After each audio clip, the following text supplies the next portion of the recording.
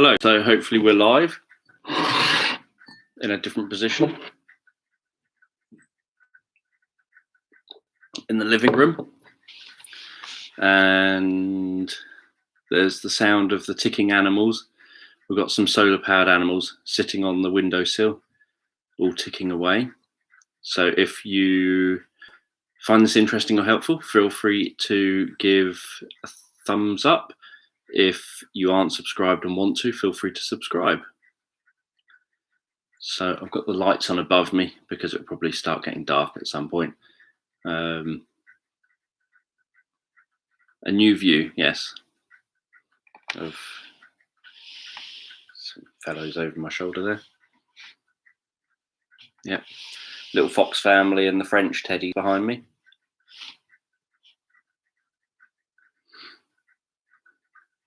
So I might end up in a little bit building this. I haven't opened it yet at all since getting it, so I don't know if it's going to be difficult or not. I don't even know if I'm going to be able to. I've got to try and figure out where I can make sure the camera can see it.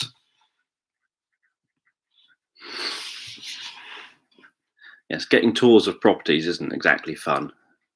Nobody wants to actually see the rooms in someone's house.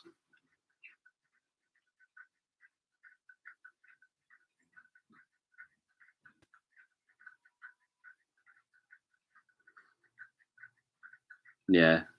If I do find it difficult, obviously that's the point I'd quit. My view on things is generally once they start getting difficult, stop doing it and move on and crack on with your life and assume that's not something for you.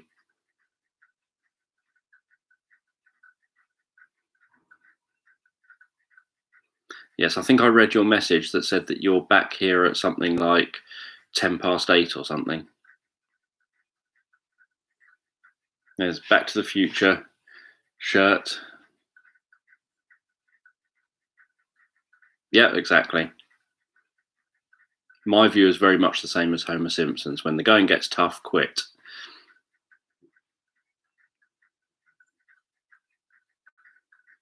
So if I play a computer game and it ends up difficult, then I just stop playing it and assume I'm never going to play it.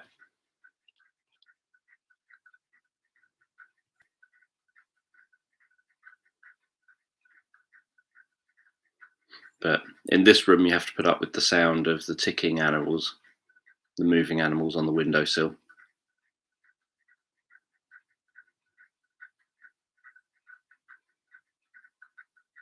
And possibly hearing sounds outside as well.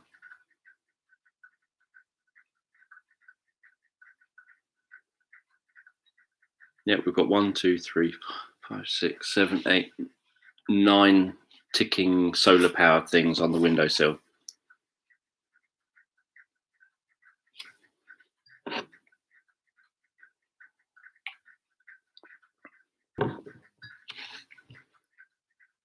And I've got my DVDs behind you. So, well, you've probably seen this area before because I filmed a few bits from here.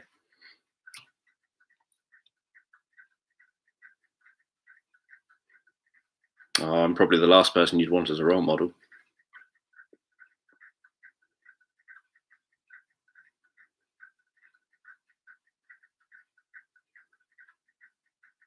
Yep, they are all slightly out of sync with each other.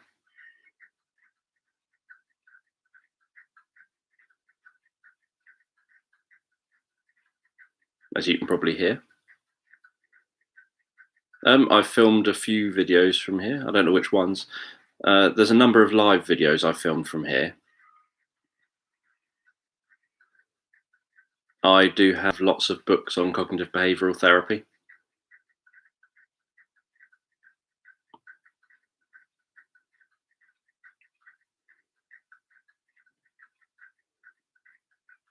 Reading them is pretty similar to just reading an NLP book. It's largely normally a bunch of techniques and things, and that's about it.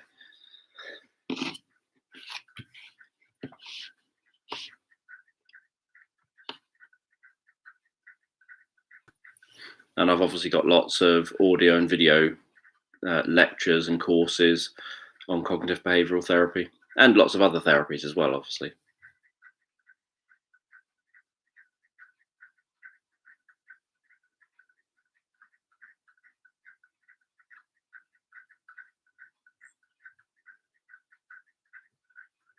I've not read a CBT book that I've been overly impressed with.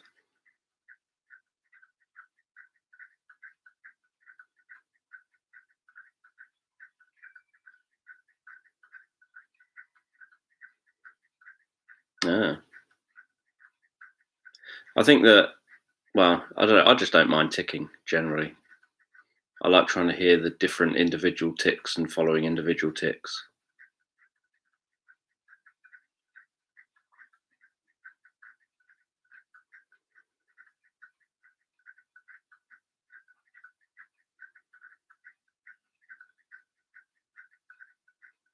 Yeah, we've got 9 on the windowsill.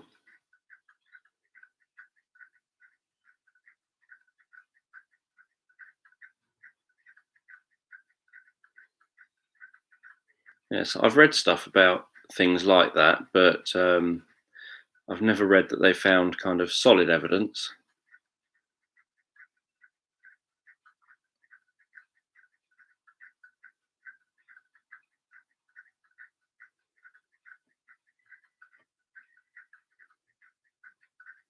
Yes, I'm not overly a fan of NLP either. CBT has some quite glaring flaws. One being the fact that they spend most of their time teaching, so most of the content that you read in CBT books and things ends up teaching thoughts kind of happening before behaviors, um, even though that's completely wrong from a neurological point of view.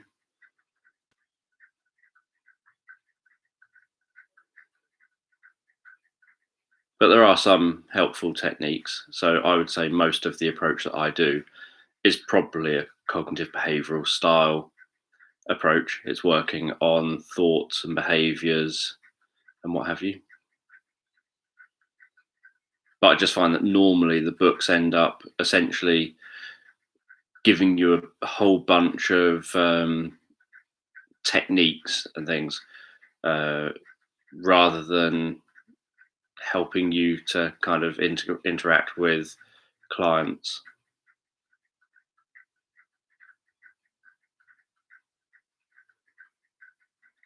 Um, I used to be very into different conspiracy theories, at least from a point of view of the fact that I'm always kind of willing to hear ideas and then you look into them. There are very few that, obviously, once they stack up as being genuine, they're no longer really conspiracy theories. Um, but I've not seen any conspiracy theories that have really stacked up or shown evidence. David Icke lives just down the road in on the Isle of Wight, so just opposite Portsmouth, essentially, just out to sea a little bit. He used to come to Bognor Regis quite frequently while I was living in Bognor, and I've obviously watched DVDs of many of his talks over the last couple of decades. I've got a number of his books, but it's often retrospective connections rather than predictions. And then with what predictions there are, normally there are so many predictions that inevitably, a bit like Nostradamus or something, you end up having some hits because you've got so many predictions. So it's guaranteed almost that if you're making educational guesses about the future, you're going to have some that pan out. But I do kind of look into things and find certain things interesting. But then I always step back and say, what I want to know though is what is the scientific evidence behind this? And does that stack up? Has it been peer reviewed? All those sort of things. You can change behaviors with thoughts, but you obviously need to be understanding the fact that the thoughts, the behavior has started and the emotion and everything has all started before you have the thought. So the thought can then feed back in to being the next stimulus. So you'll have a stimulus, emotion, and then a thought. So something will come into your sensory systems that will trigger some kind of emotion. The emotion takes a few seconds to start taking hold, but you do get primal emotions or primal kind of automatic behaviors that start before the emotion kicks in, because the emotion requires chemicals going into your body and then your body responding to those chemicals. But while the emotion's starting, the signal then gets up to your higher cortex and you start having thoughts. So, for example, you're walking down a footpath and you suddenly feel your heart race and feel yourself jumping. And then a fraction of a second later, you notice that there's something that looks like a snake on the path. And then you start having thoughts of, oh my God, there's a snake on the path, etc., etc. And then if you can control yourself long enough, perhaps you notice that it's just a stick. And then you think, oh, phew, it's just a stick. And that new information, that's, again, sensory information that comes in, changes your emotional response because you now know it's a stick, which then changes your thoughts to, oh, it's just a stick. So the thoughts could then become a new stimulus. So it could be that you respond by telling yourself something that then becomes like, yeah, oh, I'm always useless, or whatever it happens to be, that then feeds into that thought is now the stimulus for triggering an emotion of feeling even more, perhaps, negative about yourself, maybe feeling even more depressed, or whatever it is you happen to be feeling off the back of the statement. And then that can feed back through to the thought again. But ultimately, it started with a stimulus coming in through your senses, triggering the deeper parts of your brain first, and working from the deep parts of your brain up to the sort of higher cortex. And so the thoughts are kind of the last parts that end up happening. So I always describe it as, if you're working with just the thoughts, what you're doing is it's like having some crazy animal and you've grabbed hold of its tail after it's already tried attacking you. It's not going to be particularly easy. Whereas if you can work, say, before that, you can perhaps work on stopping its mouth before it starts attacking you, rather than trying to hold on to it with its tail where the rest of it's still flailing around dangerously. And you can work on things like maybe how you would approach that wild animal in the first place, so that it doesn't end up attacking in the first place.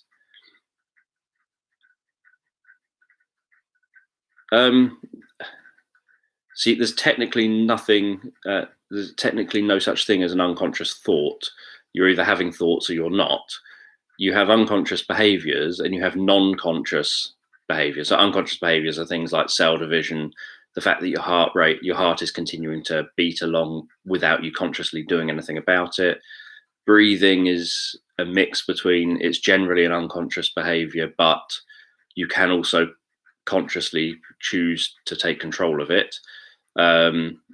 With practice, you can obviously consciously choose to take control of some other behaviors, like you can consciously do actions that cool down your heart rate.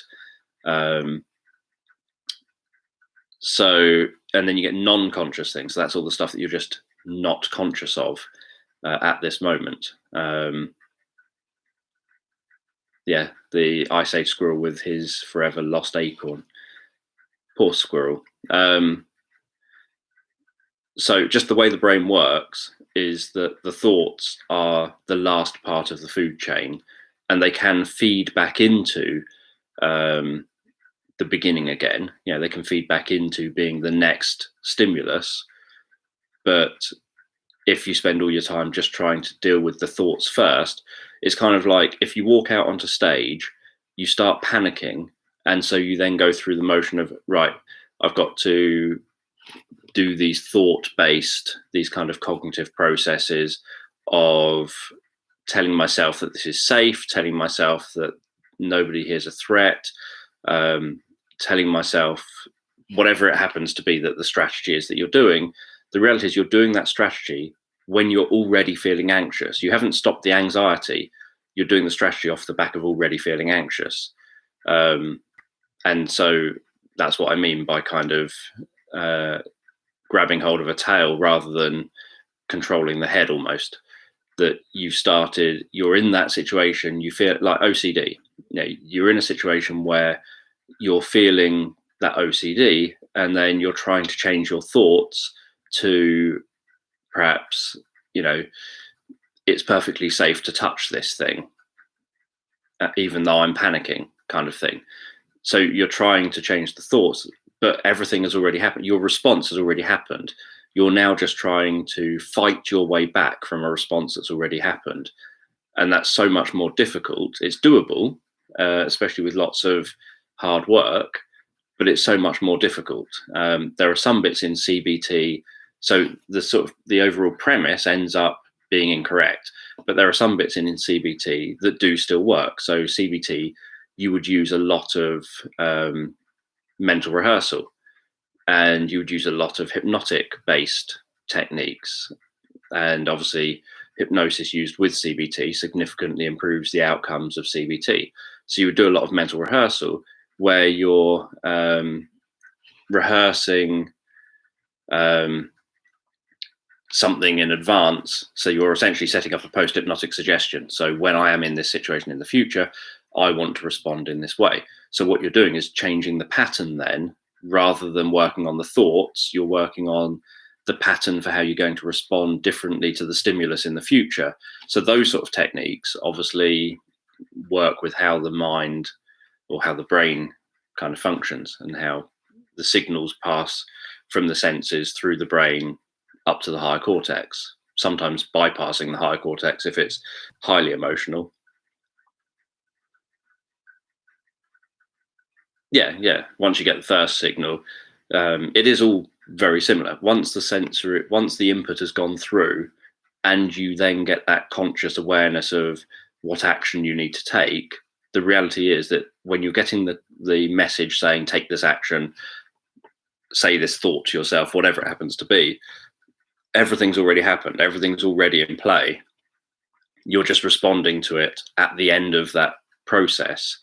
So if you kind of knew your body better, you could perhaps figure out what earlier signs of thirst are, like signs of, perhaps having less water in you, figure out what those signs are. And if you could work out those early signs, you could perhaps beat yourself to that signal. You'd still work the same way, but you could perhaps then make it so that what isn't triggering the drinking isn't the thirst signal. It's that you have been aware of an earlier thing.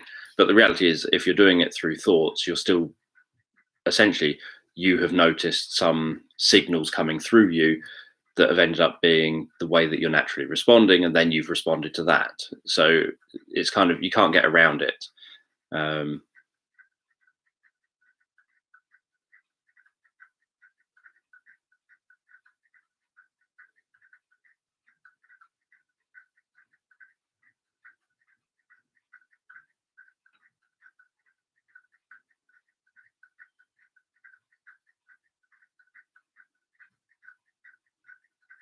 Yeah. You're kind of jumping in early, but you haven't changed anything. All you've done is moved the goalposts back a step. Yes, see you soon.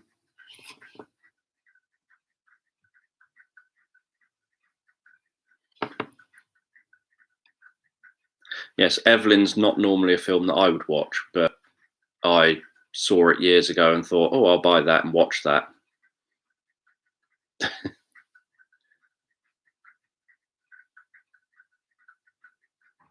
I couldn't imagine being able to watch it without crying. If I watched it again now, I know I would cry, and I know I would cry even more because I know what's coming.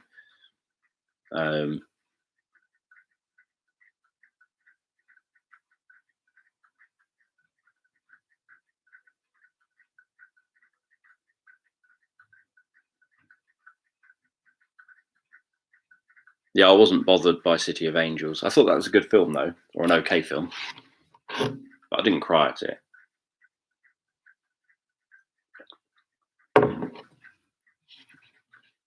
I think because it felt too predictable.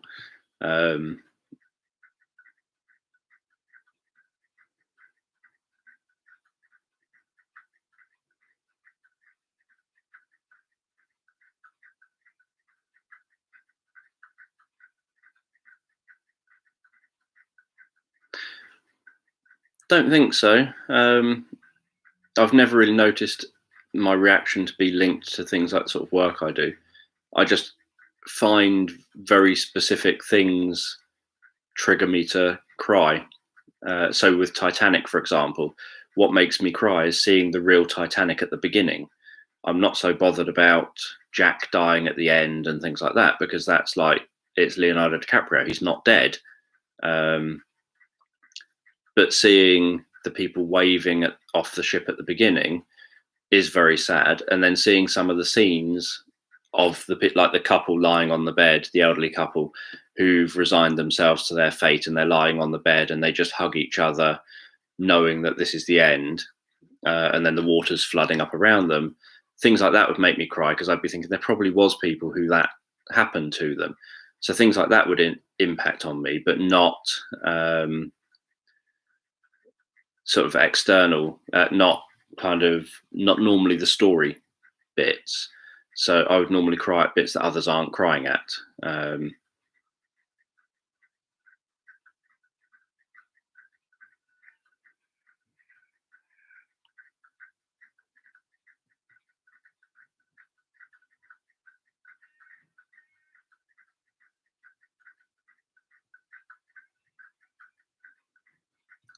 Do I stop myself from biting the inside of my mouth, or do I catch myself doing it? I try and focus every ounce of my attention when I'm eating, to try to avoid doing it, to try and control every single movement inside my mouth. If I'm distracted even slightly, like if Abby suddenly talks to me, or if I'm distracted by something else, then normally I end up biting myself and then being angry because it really hurts. So I just have to have absolute silence and focus on eating each mouthful carefully.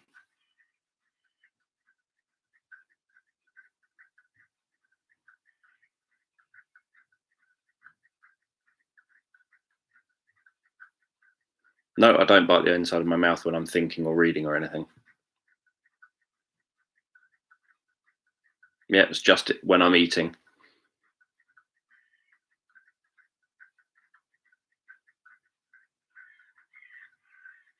Occasionally, I'll suddenly crunch my jaw really hard for no reason at all. And that annoys me, because I always worry that my teeth are going to shatter or something. It's that hard. And it kind of comes out the blue that I'm not expecting it. And then suddenly my mouth just seems to kind of spasm and slam my teeth together.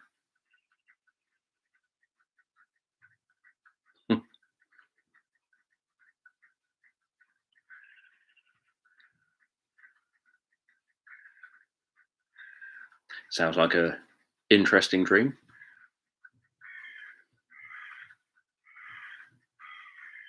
I watched probably about half of Good Morning Vietnam, but found it incredibly tedious as a film, and far too much screaming and shouting. That would be Robin Williams, though. Generally, I like Robin Williams films, but the whole kind of, I don't know, something about the performance of the character he played just really was too much for my brain to handle.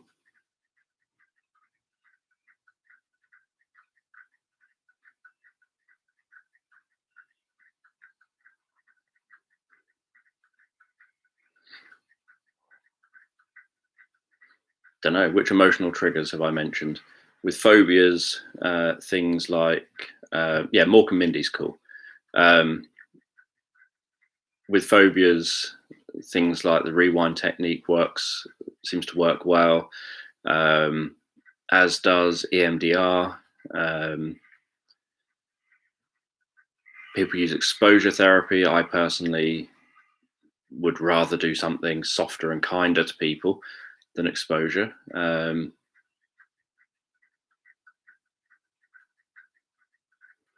Yeah, so that's sort of, obviously that was the point I was making, that in that specific, normally I like Robin Williams, but in that specific movie, the character he plays is very much it's like an over the top YouTuber. I can't sort of handle that over the top, in your face, constantly screaming type of bouncing around thing. And yet I do like Morecambe Mindy, and I do like, I've watched a number of Robin Williams stand-up comedy shows, and they seem very good.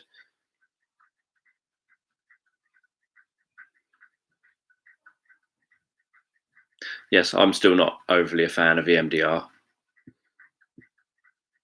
but in terms of things that have some evidence for working for things like trauma cure, it's quite good. Patch Adams is very good. I like that as a film. And again, obviously, it's based on a real person. And there's the situation in it where his girlfriend goes to the person's house and gets killed. And that sort of thing does commonly happen. Not incredibly commonly, but it does commonly happen. It's the kind of thing I'm constantly, when I'm talking with therapists about health and safety and looking after yourself and looking after your clients and whatever, that you do have to, even when you think, well, I know this client, they're perfectly fine to be around, that doesn't matter. You still have to assume that the worst could happen. Doesn't matter how much you think you know someone, always assume that the worst could happen, and always prepare for the worst in terms of your risk assessments and everything. And always trust your gut. If you feel uncomfortable, think something seems off here, why am I, perhaps why are they saying, why don't you come in? Or why do they have their curtains drawn when I've arrived at their house? Or whatever it happens to be. You have to kind of watch out for those things and then trust yourself in those situations.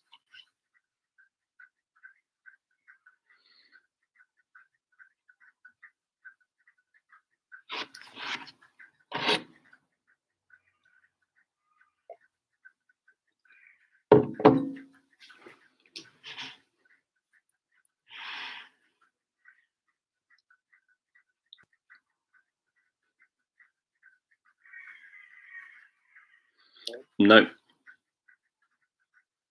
I don't know who Carl Dunningham is.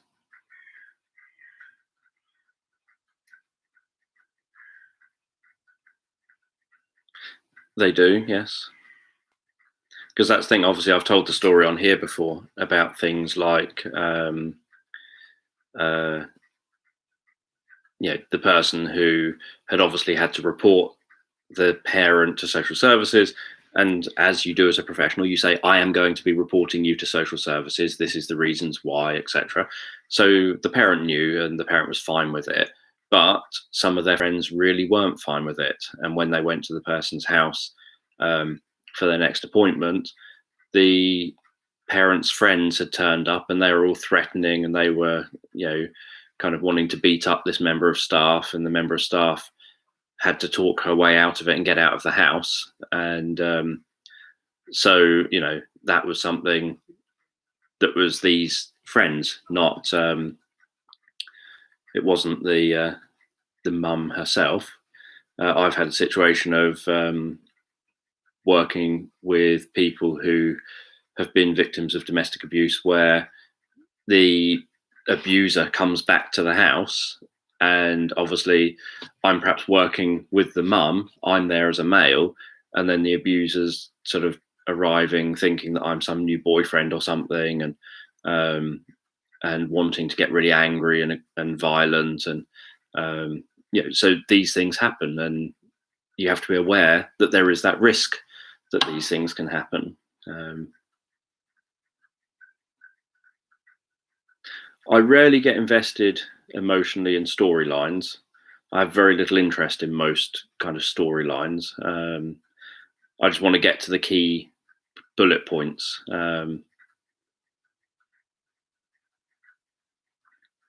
But any cartoons that have made me cry, the one with the dinosaurs, Littlefoot. What's the name of that? Land Before Time. The first Land Before Time cartoon. That had some moments in it that made me get sad. I don't know if I would go as far. I don't know if I cried, but it made me get sad.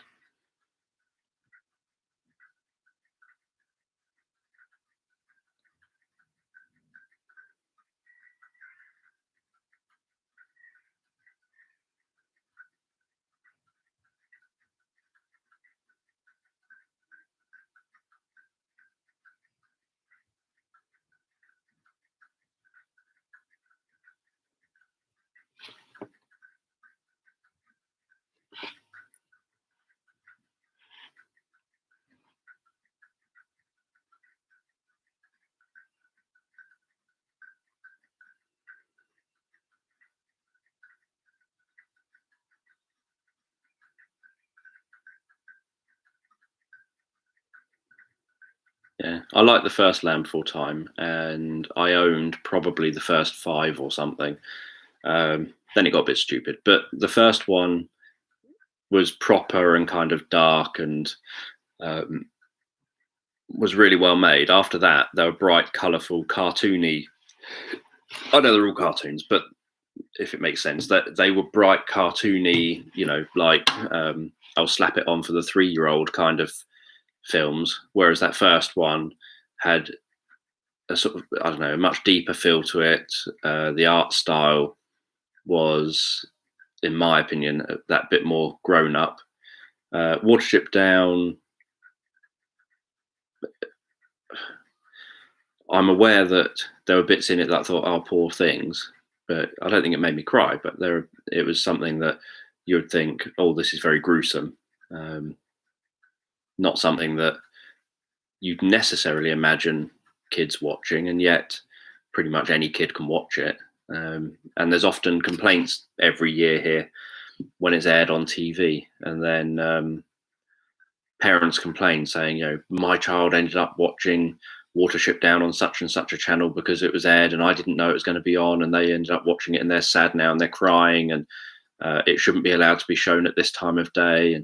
And yet it's obviously the people who do the ratings have rated it like a U or a PG or whatever, and they think it's acceptable. So why wouldn't you show it as a TV company? Yeah, you would show it because obviously they're assuming that they've rated it as acceptable for kids to watch. In reality, the parents, if they don't want their kids to watch these things, should keep track, as you've just said, of their kids and what their kids are watching, rather than blame the TV companies for showing things that are of the right age. I don't think I've watched Charlotte's Web. I think I've seen a bit of it, and obviously the books, but I don't think I've ever watched the whole thing.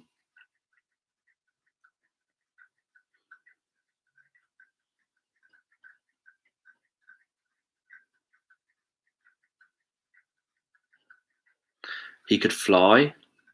He would kind of almost swim through the air, smile a lot, be very positive, catch bad guys, and then be Eric again. Just a boy who lives in a normal street until the next time he gets a phone call and needs to be Banana Man.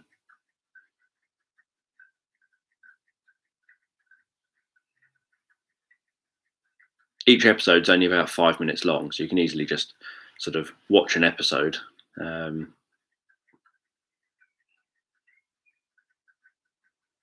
The other day, now they're on Amazon Prime. The other day I was watching through the Banana Man episodes.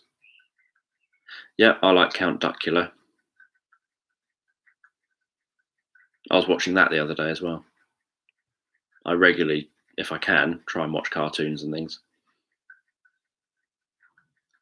I'm much better at watching cartoons than watching live action things. And even as a kid, I didn't really get on with live action programs. As soon as something was turned into a cartoon, I enjoyed it so much more. I suddenly resonated with it and could understand it better. Yeah, that's what I find.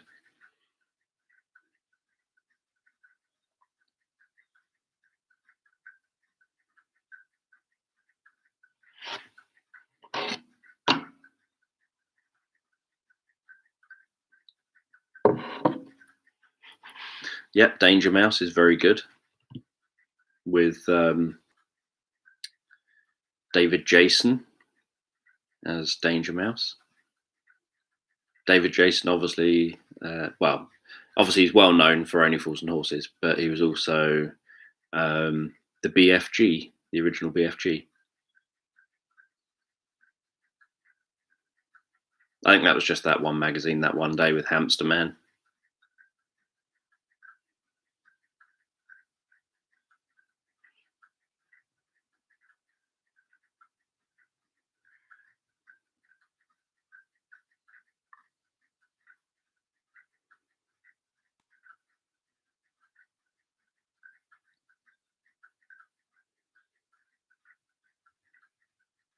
And the new BFG film was quite good as well.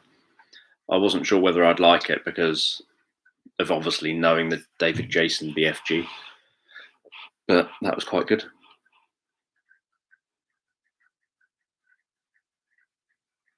I've watched that a couple of times.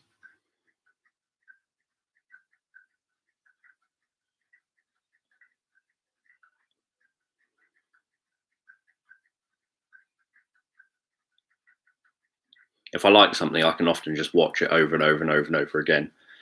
I don't get time really to do that nowadays. There are musicals I like. We've had some conversations here the other day about musicals.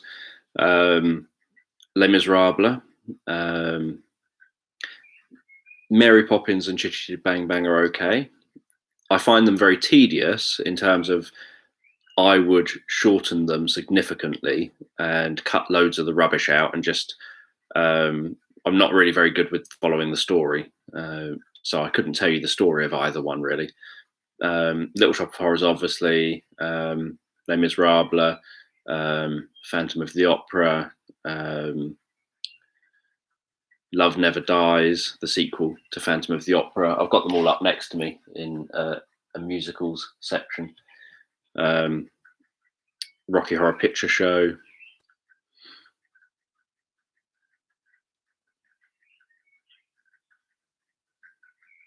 Moulin Rouge. That's a musical that makes me cry. Obviously, Les Mis makes me cry as well, in fairness. I definitely don't sing with them. I don't move. I don't understand kind of, I don't know, the weird movement thing that people do when they listen to music. And I don't understand the singing thing people do when they listen to music.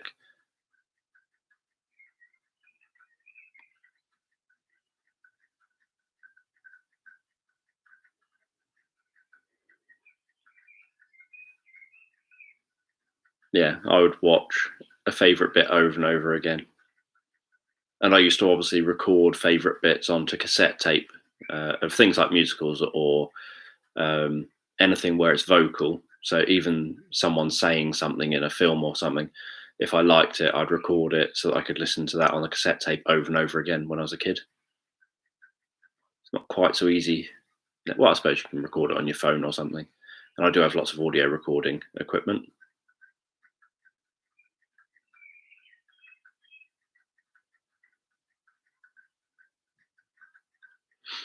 Yep, no rewinding tapes anymore. Although I still have some VHS tapes, and then I have to rewind them when I watch them. But no rewinding things and taking them back to stores, to Blockbuster or whatever. And I have pen marks drawn on to try and work out where you have to rewind to or fast forward to for specific things that are on the VHS tape.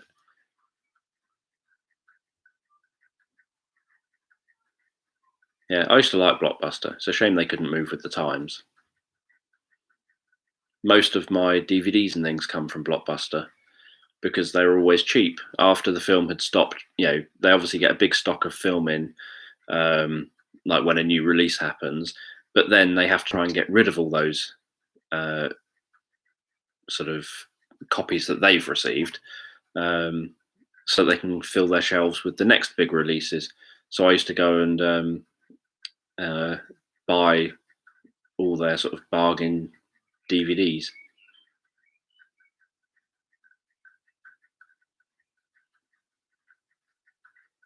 And I bought loads of them when they were closing down in Chichester.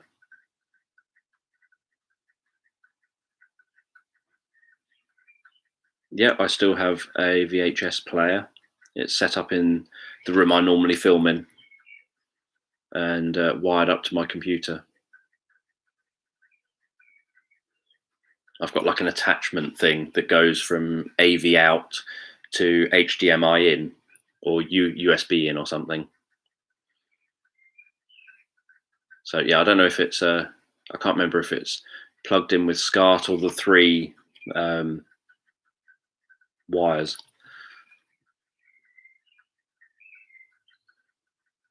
But yeah, got it connected because I don't have a SCART lead on a SCART socket on my TV in this room. So this is my living room. Don't have a SCART socket on the TV in this room. Yeah, that thing. So I can't remember how, because I haven't looked at the back of it for ages.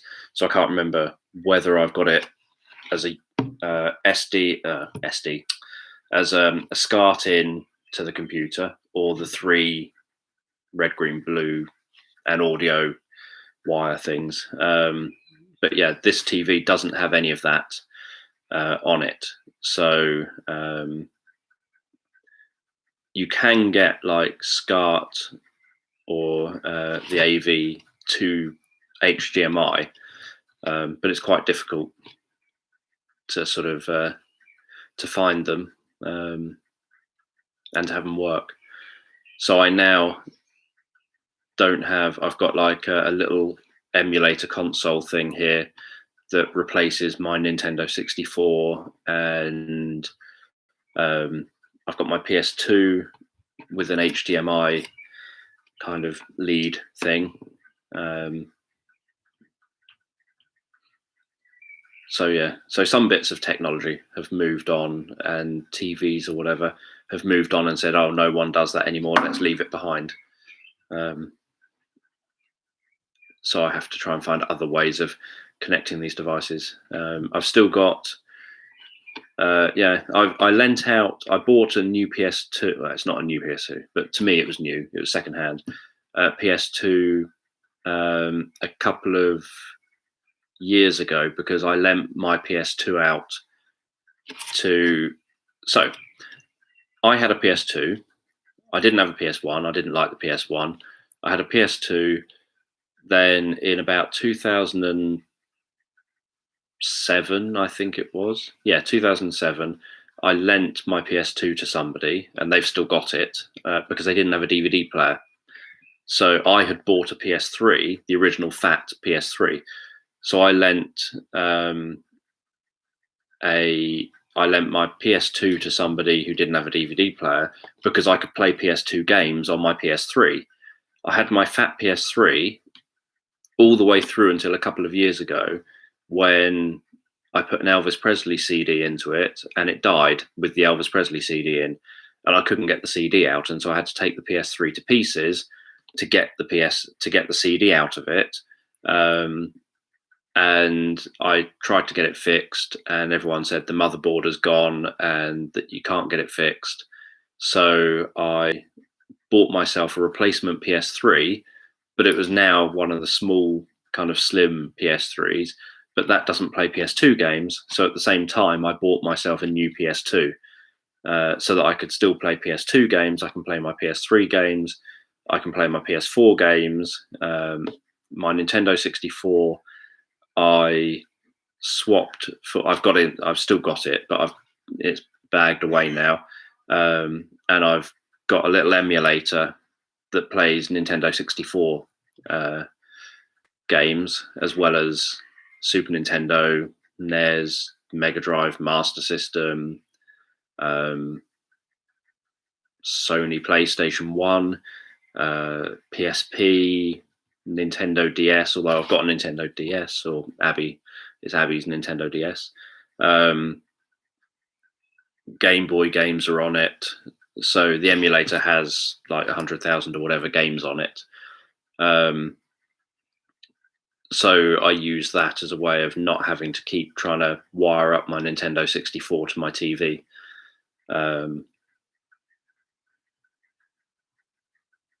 So I quite like certain PS2 games. I like Grand Theft Auto still, the original Grand Theft Auto 3. So it's not the original Grand Theft Auto game, but the original 3D one. And I just like the walking past people and hearing what they're saying. Just constantly hearing, in the Navy. Yeah, I've got GTA 5 on my PlayStation 4. I've got it on PlayStation 3. Oh, no, did I get rid of it on PlayStation 3? I might have got rid of it on PlayStation 3 when I bought it on PlayStation 4. So any of the remastered games that have been remastered onto PlayStation 4, I've got rid of the PlayStation 3 version and bought the PlayStation 4 version. So like Last of Us, I've got rid of the PlayStation 3 version and bought the PlayStation 4 version. The Ezio collection, Assassin's Creed collection, I've bought the PlayStation 4 version and then got rid of the PlayStation 3 version. So any game that I like, I kind of get rid of and update it. Hello, Abby. Thank you for joining us here. Yeah, I would like PlayStation 3 was obviously backwards compatible. The fat original model, you could play PlayStation 1 and 2 games in it.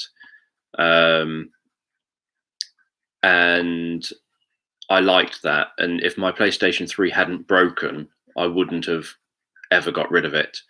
It's just purely because it died on me and I was told you can't get it fixed because literally the motherboard had gone.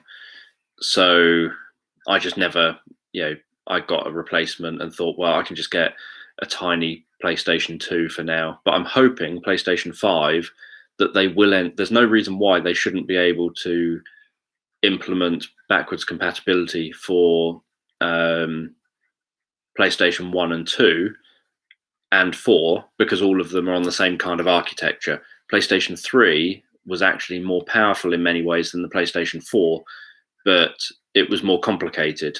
And so some of the power couldn't then be accessed very easily. So I don't know how easy they would find it to do that. But I did like that PlayStation 3 had the Blu-ray drive. At the time of buying it, it was the cheapest, essentially the cheapest Blu-ray player you could get.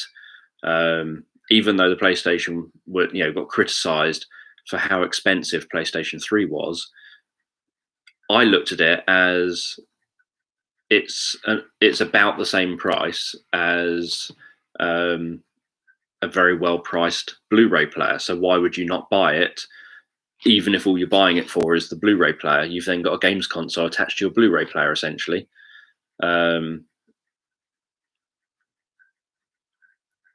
So, because Blu-ray players were, back in the day when the PlayStation 3 was originally launched in 2006, they were ridiculously expensive. They were like £450 to £500 just for a Blu-ray player. In fact, I remember my first DVD player cost that kind of money back in the 1990s. But so they're really, really expensive. So having the PlayStation 3, I saw it as it's not a lot different in price, and yet you've got a games console with it that plays these incredible looking games. So I liked my PlayStation 3, even though everyone else preferred Xbox largely of that generation. And I'm not really an Xbox player. Xbox games, the sort of just don't really like what people seem to play on Xbox a lot don't really appeal to me. I like games I can play on my own. I don't like games like multiplayer games or anything. Any interaction with other people is generally a bad thing. I prefer the PS controller. The PlayStation, the Xbox controller, I find just so stupidly oversized, and it feels so uncomfortable in my hands. Whereas the PlayStation controller, I always find just fits more naturally, and the controls fall just naturally where my fingers land.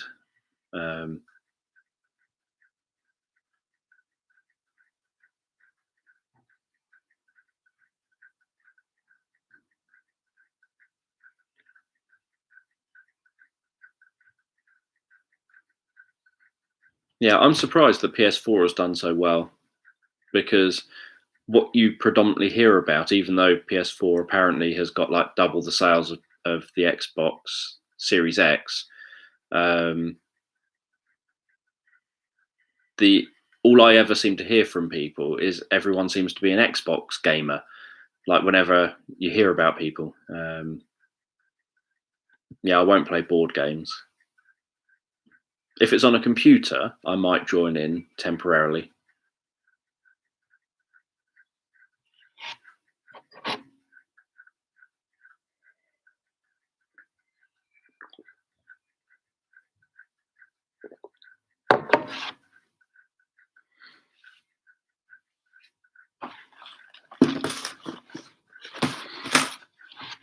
Right, let's have a look at this Lego.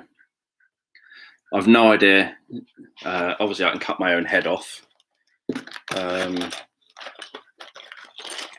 No idea how easy or difficult this would be to even get into the cardboard box.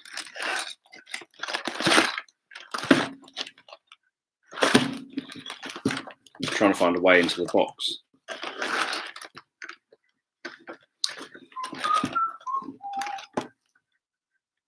I don't want to rip the bottom off the box.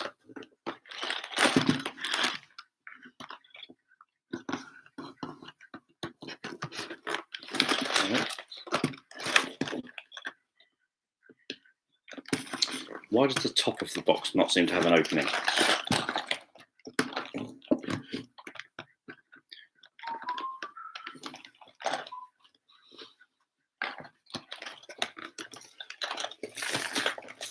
Oh well, looks like I'm just ripping the box open then.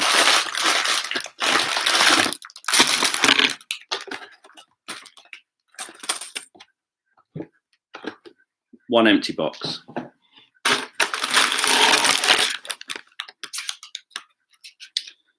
Okay, it's a very thick instruction manual. Stupid stickers that will not get used.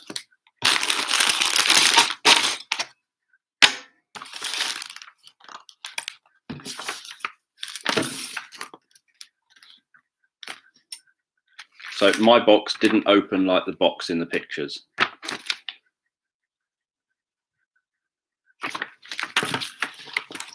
Yeah, you've got an unboxing here.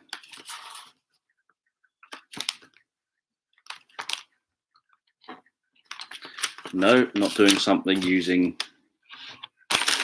computer. Right, find the little man. That's what it's telling me to do first. I see a random head floating around in here.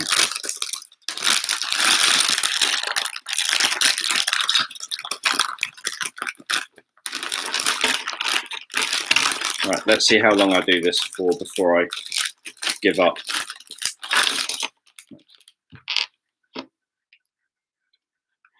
There's his head.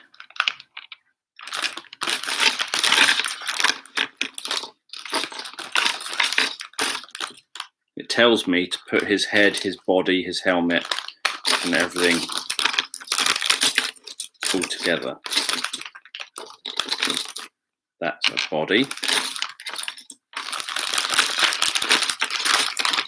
That's some legs.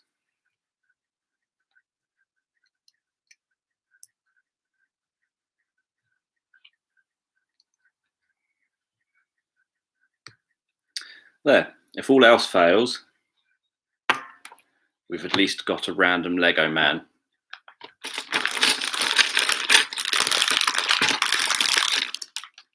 Oh no, that's a steering wheel. Trying to find a visor and a helmet.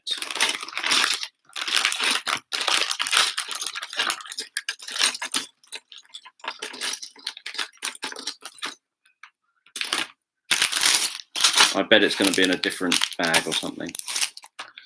Right, let's just pour this out and make a mess.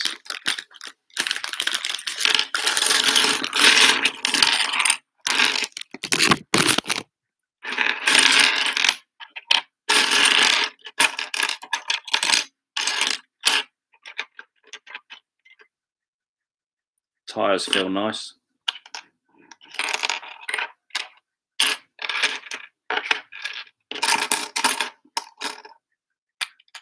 Little steering wheel again. Oh yeah, I've always liked these pieces, the smooth pieces.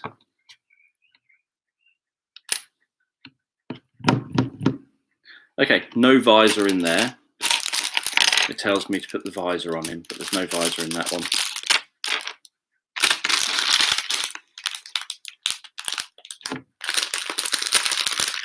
There it is. They could at least put the right things in the right places.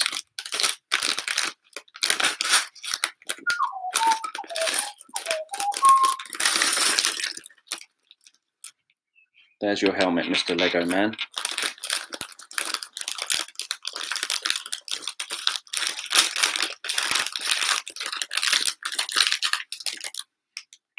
That belongs to you as well.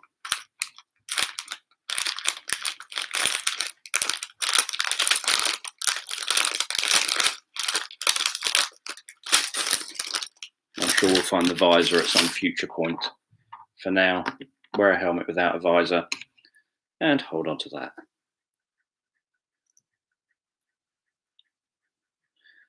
I suspect that's a bit oversized.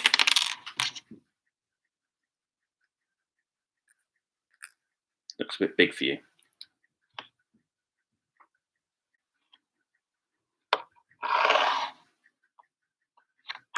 Nope. See, told you, it's oversized. You can't stand up holding that out in front of you.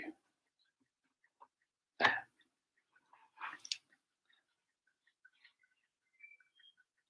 Yeah, I got that.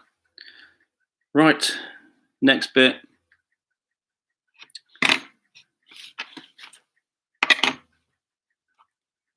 Find one of them. 2. Find a weird corner piece. There. Put that and weird corner piece together. There. Again, repeat. Find one of them. Find a weird corner piece. Oh no, just attach that to there. See, it helps to read the instructions. You can't see that. Then you find the other one of them.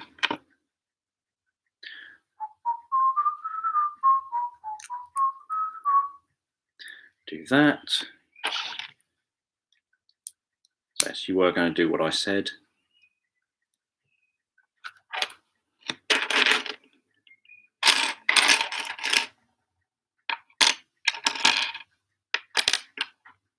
So it's very difficult to see the questions while doing this. See if you can build without the instructions. Probably not.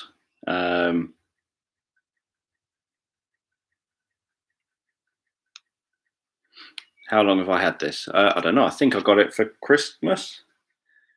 So I've had it since Christmas, sitting on a shelf to put together. Right, so that looks like that. Then there's ones with 3 bits. I'd like it if they put everything in the same, like the bits that I'm going to have to do all together. rather than me ending up getting lots of bits of rubbish out everywhere. No, that's 2 bits. That's a cross. 2 bits, 2 bits. Nope, no 3 bits in there.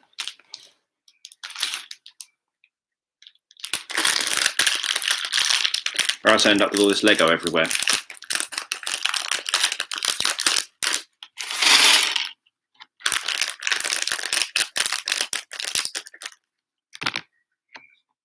Right, now, where were those 3 bits? Obviously, once I'm part way into this, it'll be easier because there'll be less rubbish in front of me. And that one. Don't even know what bit of the car this is.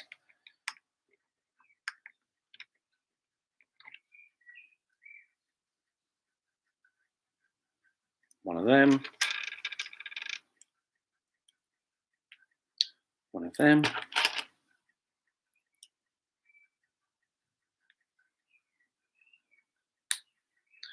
One of them. It's when I get it wrong and then have to try and unpeel these from each other.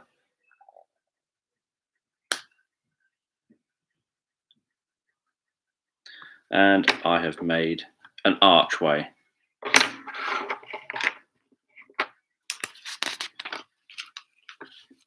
Yes, I like organisation. Everything should be correct.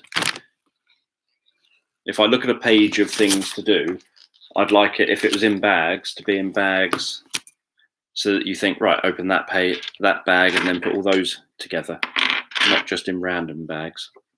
I assume we put that aside for a minute. So you can have an arch for now, little fella.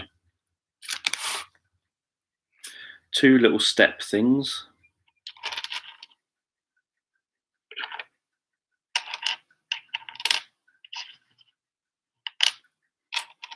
Not one of them. Not one of them. Oh, find it when I get to it.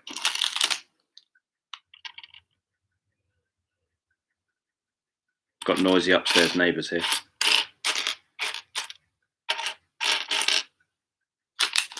I can hear them rumbling through the floor. Right, one of them. Some kind of long black thing. How many pieces? 1, 2, 3, 4, 5, 6, 8. Not one of them. It's got to be longer than that.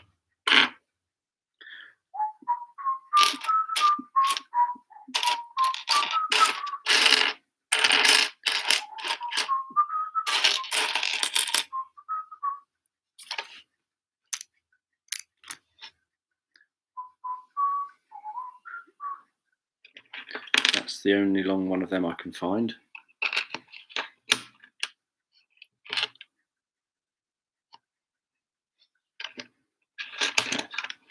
Okay, maybe that and that.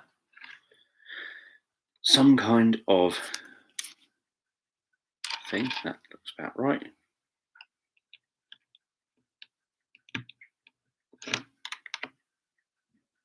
That on there.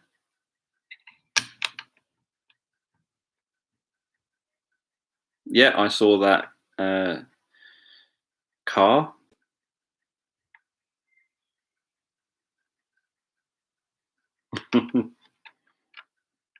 I do.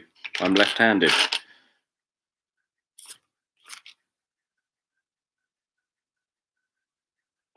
And I like creating a line on my arm. That will spin. Right. I hope everyone's settled in for the night. The rate this is going for me trying to find little pieces. Woohoo! Well, I found the visor. There.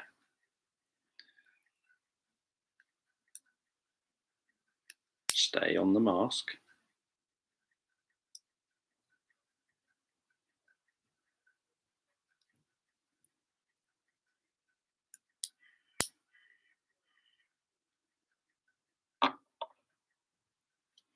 There.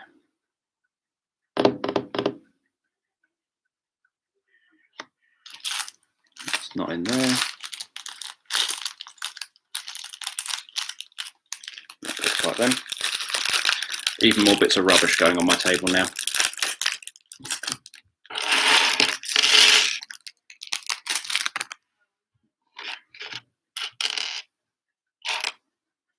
Right, so 2 little arched bits,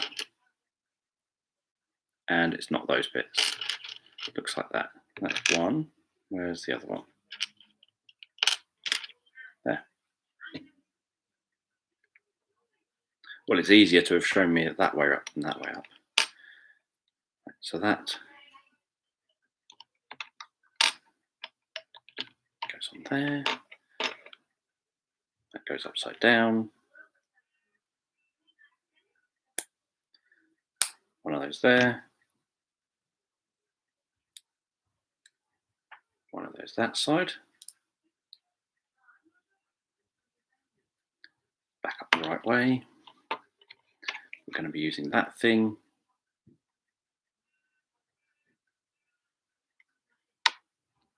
And I saw that somewhere, one of them. Is there different length ones? Yep, there's a black one there.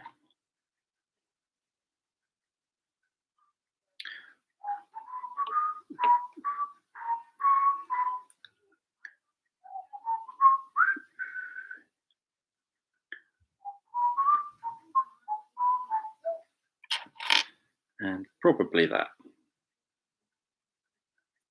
It's when I find out halfway through this that I'm not using the right pieces.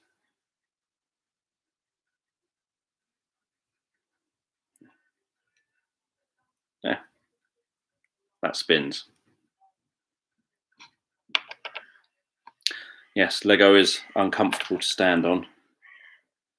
Right, next bit. Oh, that goes in there. Okay. So we're now making a Saw movie.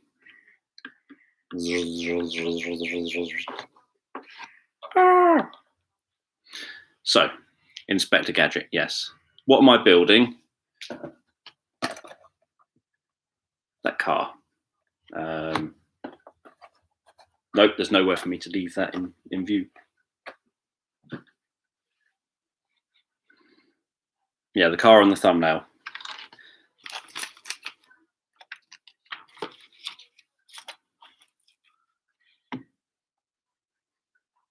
Okay, and then we find one of them, another one of them. These apparently go on the back here.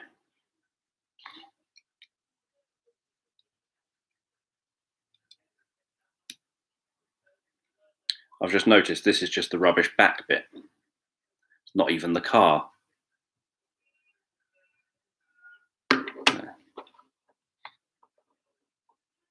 It's just the wind tunnel.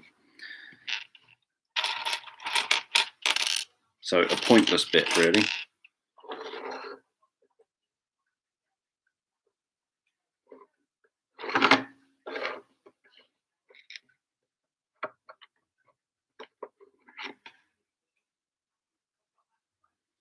One of them. One of them.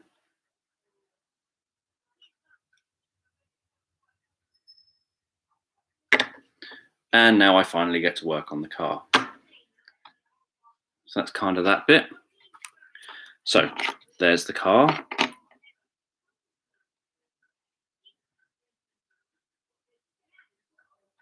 Yeah, I do have to fit the tyres on the wheels. They're nice-ish Lego tyres.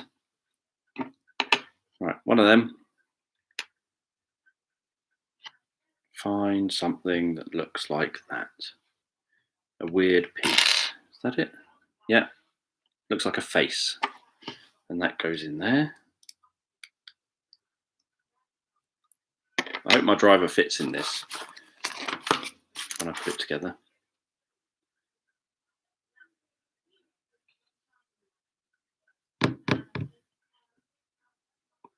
That looks like that. That's too short.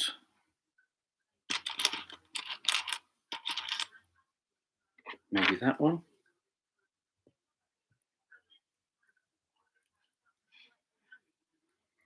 A small single square. I don't know if there's guidance on how long they expect a 7-year-old to take to do this. Okay, one small square. Where is it?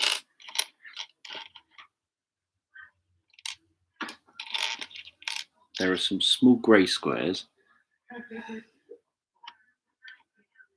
Is that a grey square? I don't see small black squares. I assume that piece goes across there. Just a guess. Little orange bit. That 4, yeah, across there.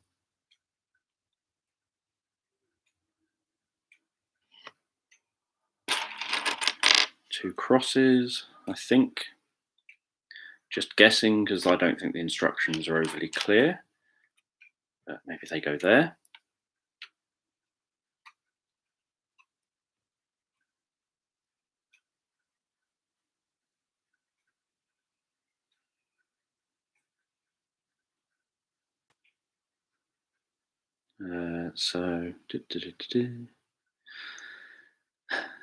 That kind of looks like that. That's a good thing. Flip this over. And then there are these things. Where do these go? Apparently there's 6 of these.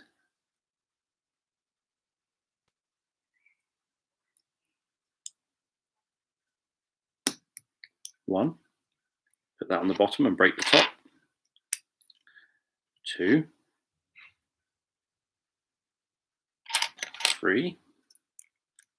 Tots TV. 4.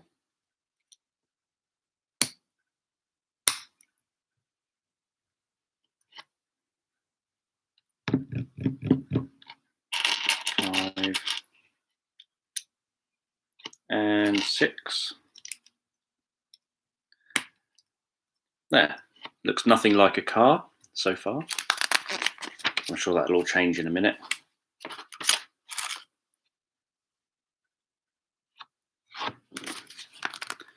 It's that long smooth thing on each side. Yeah.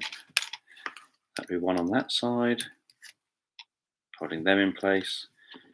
One on the other side, hold that side in place. The things you end up watching going on here.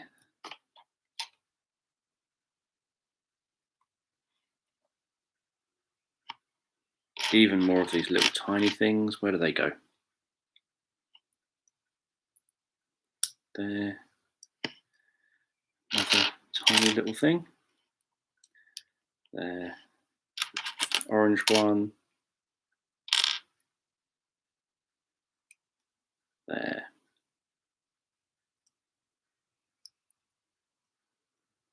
Starting to look like a plane. And then these little ones. Nope, not that. I used to have a Lego set, or Lego, I don't know if it was from a set, when I was younger.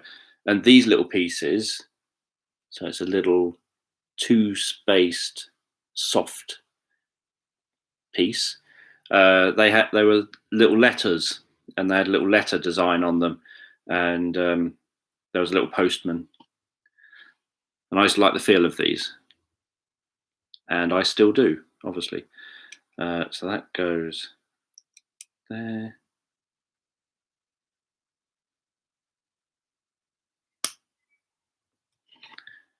And there should be another one here somewhere.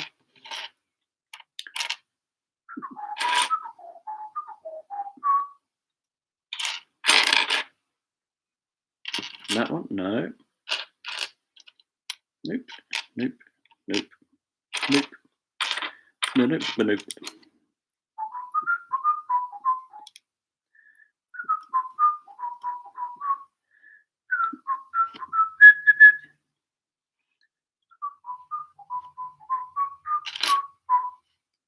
And a little orange one there. Another one there.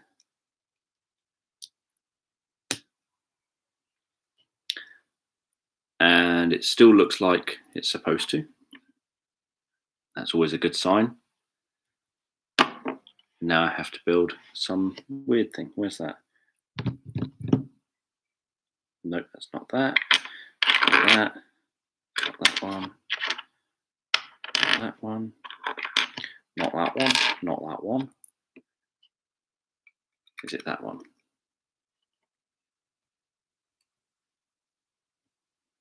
And then one of those on there.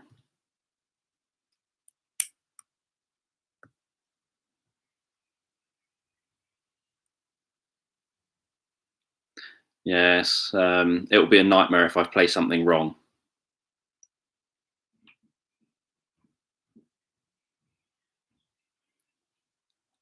Oh, well, there wasn't a lot of steps to that bit then. Which is always good. So, white square, one of them. White square in there. And you add a diving board to the back, apparently. There. I still think it's looking more like a plane. Then you add another one of those ones over here.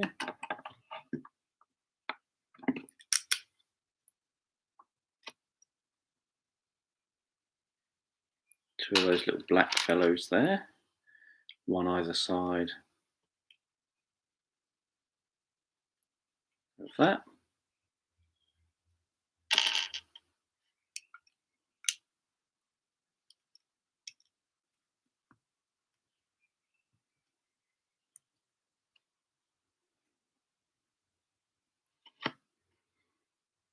That's still looking correct. That's always a positive. Then these ramps go on there. I used to like Technic Lego as a kid,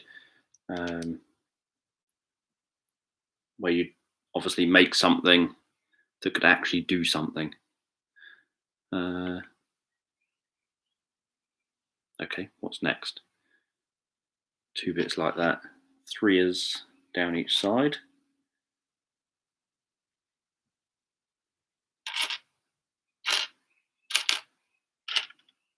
Where's the little black three pieces?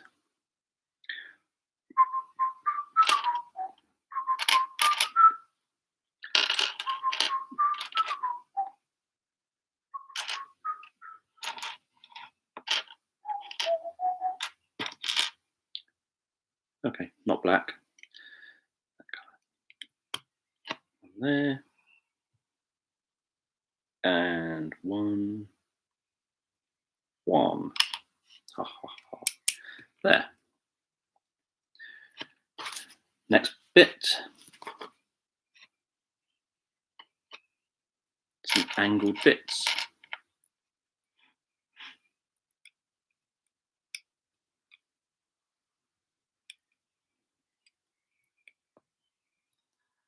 There. And there's another one. There, to hold the diving board in place.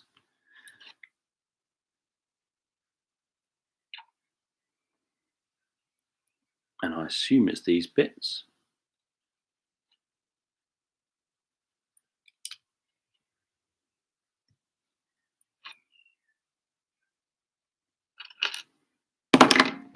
Whoops. Nope, not that piece.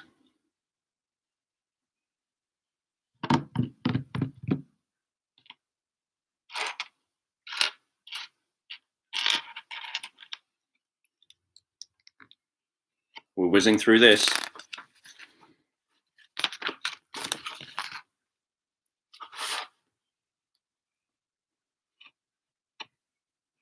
Right, that'll be that.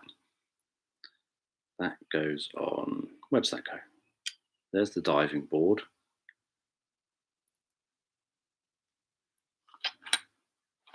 They've got extra bits on theirs. So they've got the overhanging bit. That goes on the end. Like that. the white square, and then that.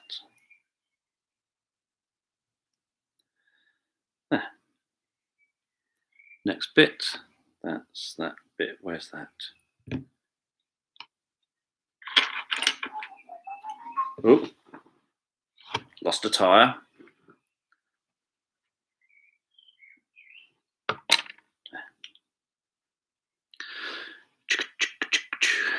Two wheel arches.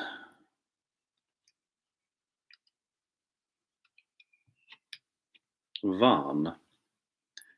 2. I assume that's correct. If not, then it's wrong.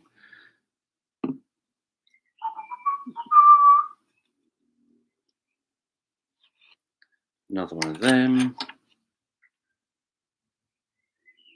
which goes there.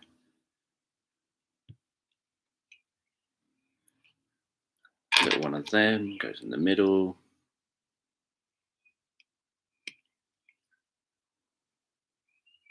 Yes, they don't want to be chewed, I think. I chew you. So one of them. Oh, that goes on another one of them. Nope, that's what I've just done. I'm ahead of myself. One of them. One of them. That one looks like it. Goes there. Now it's starting to look more like a car.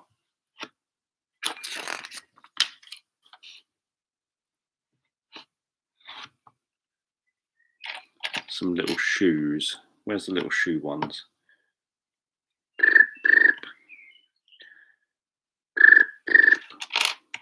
There's my shoes. New shoes. Where do they go? Yeah, I'm not going to put the stickers on it. I don't like stickers. They just annoy me. But these go here. So on that side. Mine can be the car before stickers, before people add all their rubbish to it. On that side.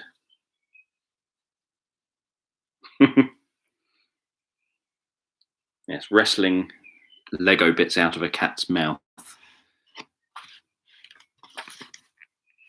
What kind of bit's that? That's not one of them.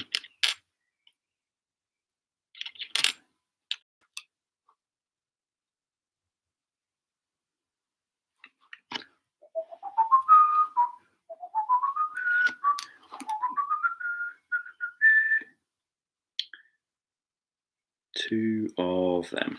Is it that? Nope. Two little corner pieces. Where are they? I've got one bag I haven't opened yet. There's one. There's two.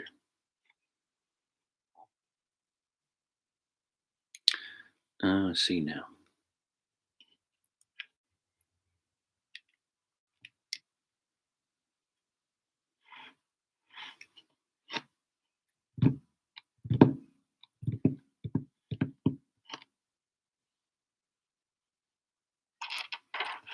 Two little grills. One there. And one there. Hopefully I haven't made any mistakes somewhere in the middle of all this.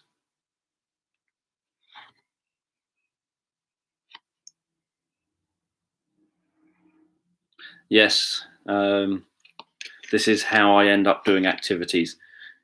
You demand that I do them, and then I have to kind of figure them out. Well, that's not a lot of help. Okay, let's put that aside a second. Step 21 is that. That's literally step 21. Just get that one piece. Not do anything with it. Just that is a step. What a pointless step.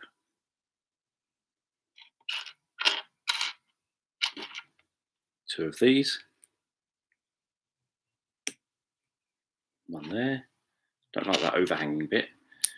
One there. Oh yes, I like those ones. Where's that one? I like those. I remember those. That's one of them and one of them.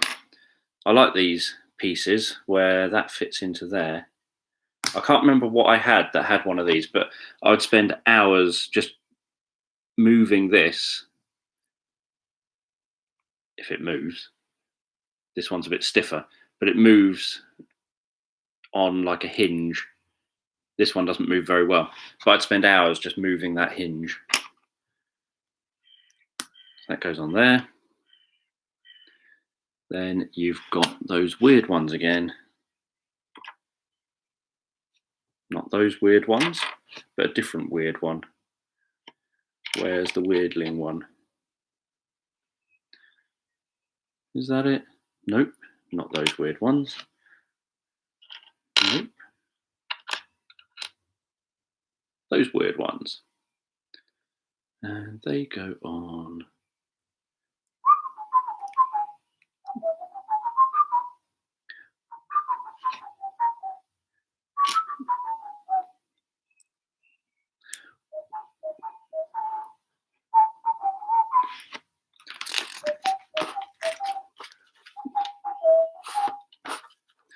Then a couple of these.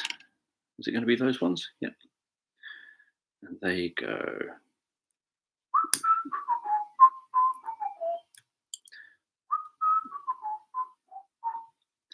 There and there. Just add a bit of colour to the car. Then you got those corner ones. Just make sure nothing's stuck to my arm so it doesn't fall onto the floor. Oh, nearly losing one.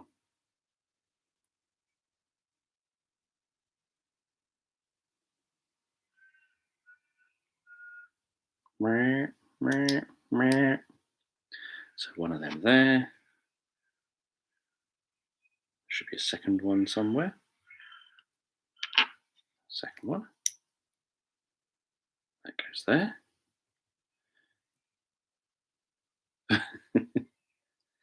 Tots TV. I know, you get to hear what goes through my brain when I'm not stopping it. Right, that looks like little circular ones and the little single weird ones again. So is that there? If it isn't, it is now. And there. Again, if it isn't, it is now.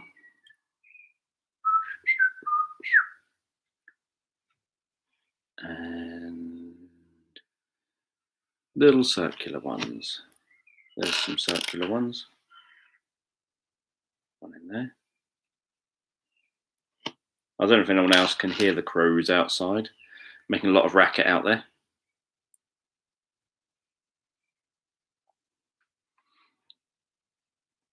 They're the right ones. They look Lego-y and sticky. I assume so. If it isn't, it's wrong. Two of these, one each side of that.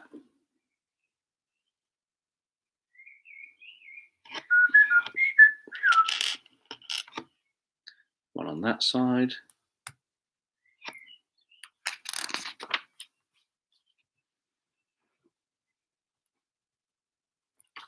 That is largely my kind of thinking, though. Right, and then there's one of those, and that goes somewhere. There's one of those. That goes on there.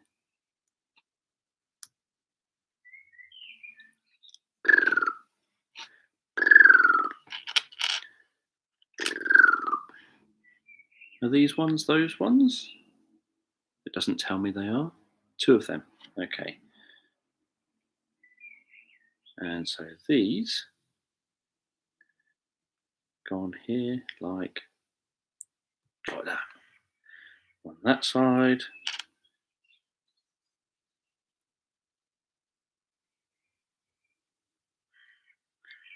On that side with any luck. Some kind of flat piece on there. And then that goes onto here somewhere, somehow.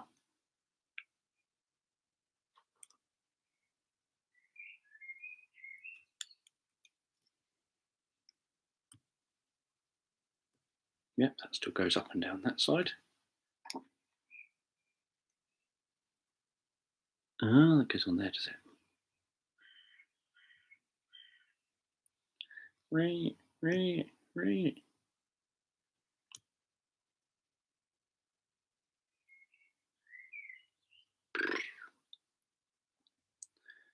So that goes on there. Is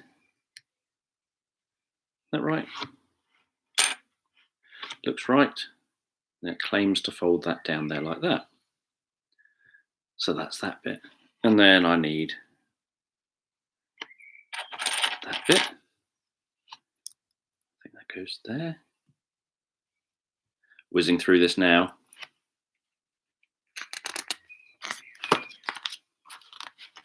The hard thing is I've got overhead light. So this is very reflective paper. So I'm having to keep looking around the reflections. What's the point in that arrow? It doesn't come from anywhere. Right, so you're going to tell me that this now fits onto the front of here. Like that. Because if that's what you're telling me, you seem to be right, because it looks like it fits. Yeah, so it's looking a lot more like a car now, as you can tell.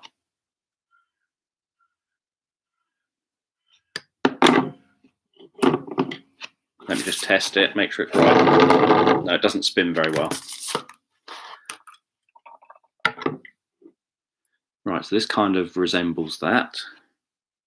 Then we've got this piece which goes on behind the front legs. That piece which goes on behind the back legs. That weird piece, where does that go then? Somewhere in between. All I have to do is find that weird piece. That's one of them.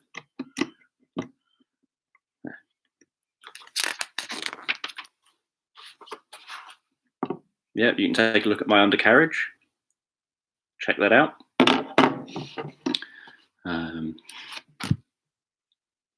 That looks curved. So let's find a little. Yeah, that must be that one. Yeah. Where does that go?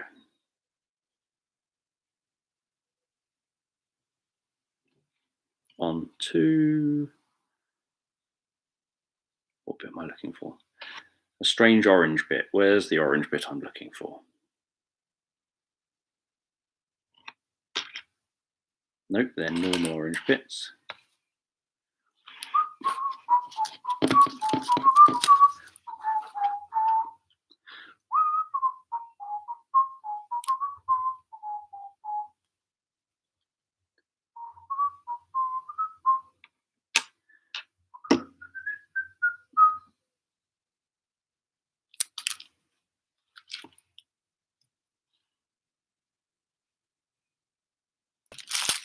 No, it's not in there. Oh, these must be the weird orange bits. Are they? Must be. Now, where does this go then?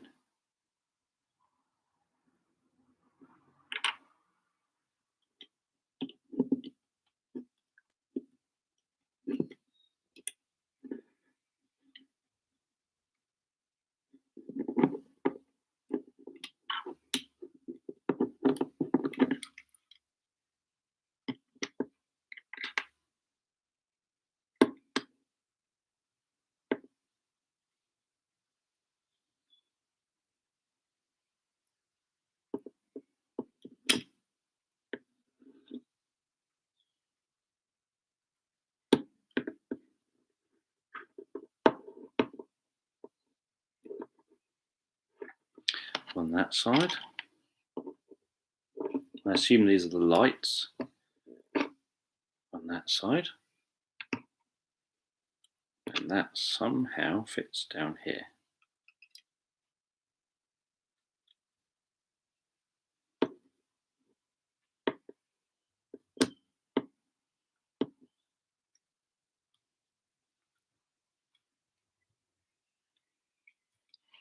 And then we get some more side bits. One that side, one that side. There's a lot of bits left here so far. I assume in a minute it's going to be some steps that are very fiddly. So that's that bit.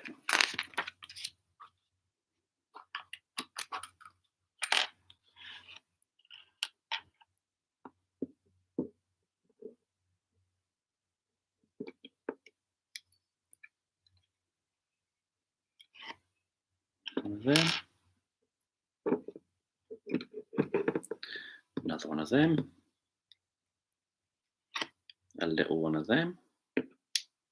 Maybe I should have done that bit first. A couple of them.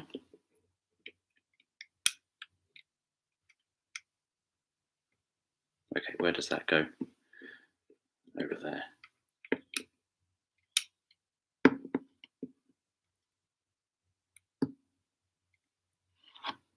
Another one on that side.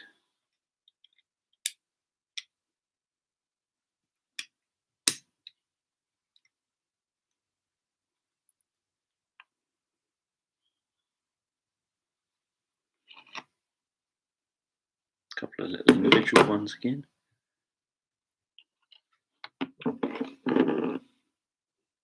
Where's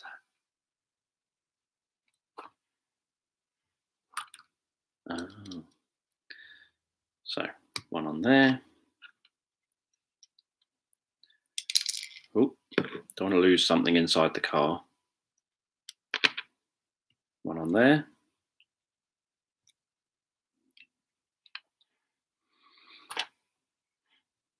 A sixth thing across there.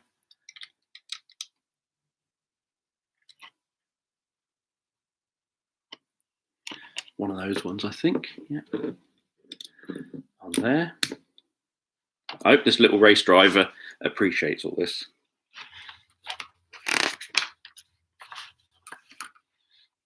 More saying about stickers. That's not going to happen. These ones go either side of that. Another little letter that side. And a little one of them. Where'd they go? There's one. That goes there, does it? And another one of them. Where is it?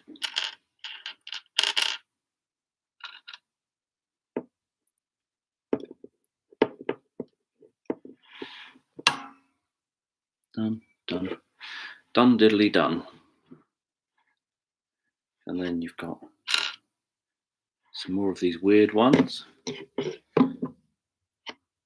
These get made to look like little mini vacuum cleaners. So where's the little vacuum cleaner part? There it is.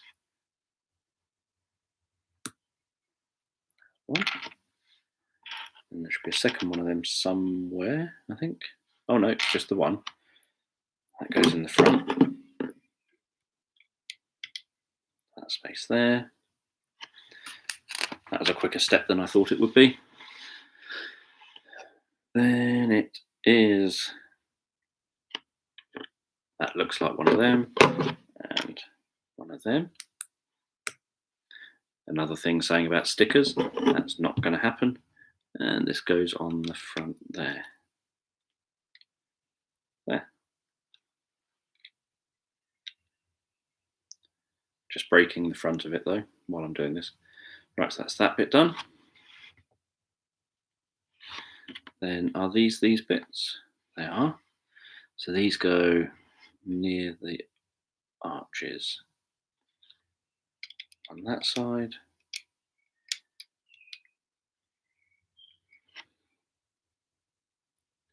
That's another one of them.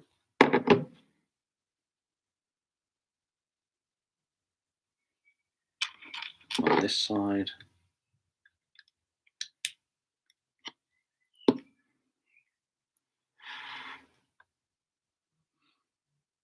What are those bits? That looks like that.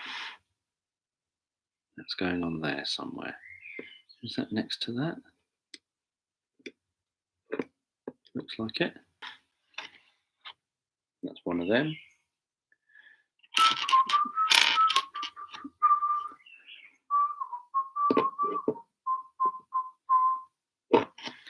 Not one of them.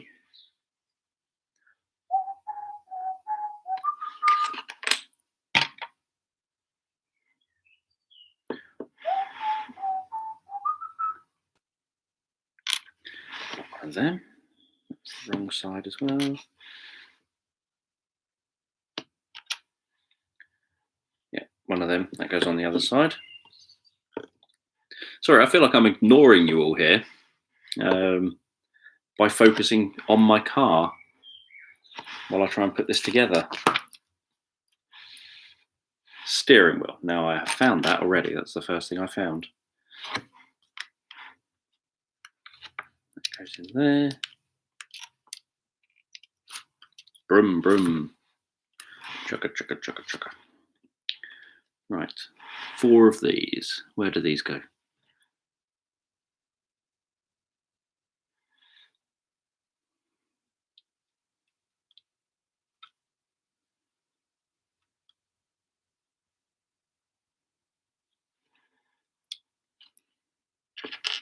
Do they really go like that?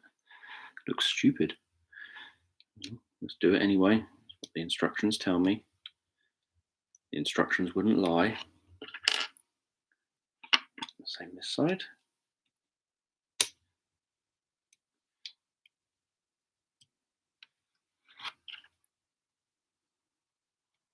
It's probably been like an hour or something of me doing this.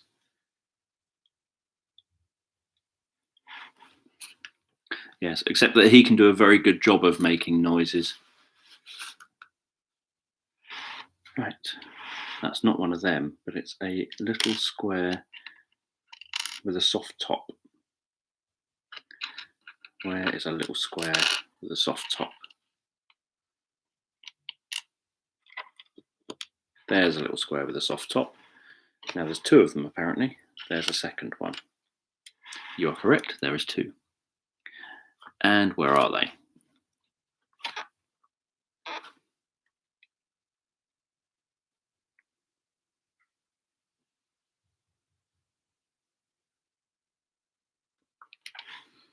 Must be there. And one of them there.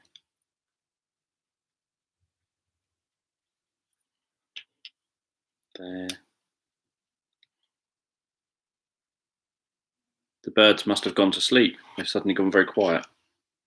Oh no, there's a couple. And one of them there. Definitely looking much more car-like now.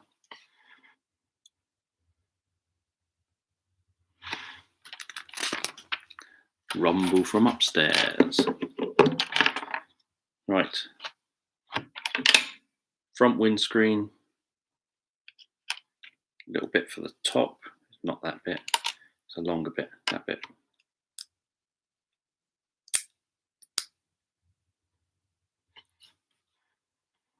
Stick stickers on it or not.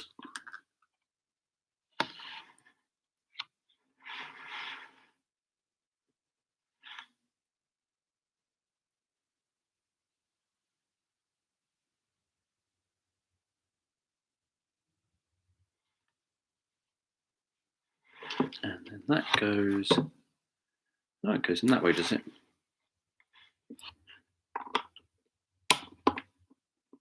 That's different.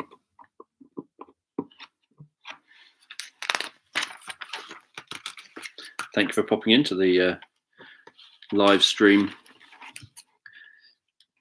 Sorry, I'm not so talkative at this moment in time. I'm busy attempting to get through actually building Lego.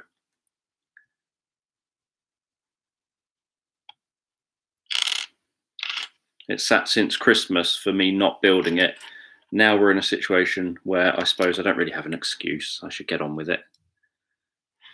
That, and another one of them.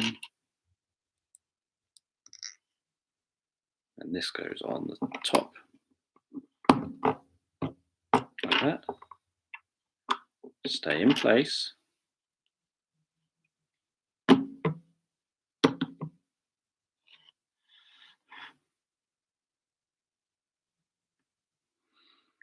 And that's like that. And then there's a little arch. Archibald goes over here. Is that right?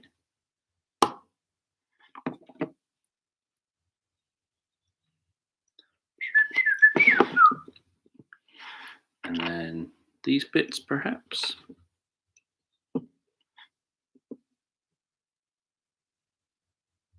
Where are these going?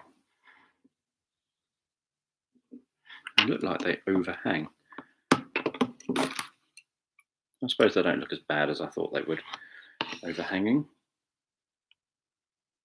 And then the other side. Where's the other side?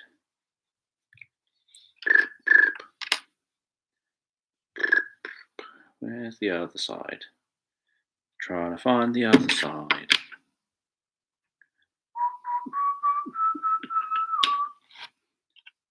He's got a spare visor, apparently.